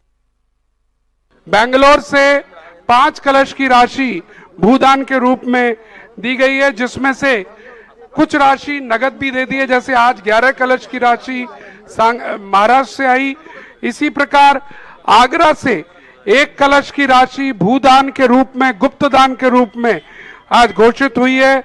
मुंबई से भी भूदान के रूप में 5 लाख की राशि घोषित आई है, जिसमें 2 कलश की राशि आ चुकी है और बाकी राशि भेजी जा रही है।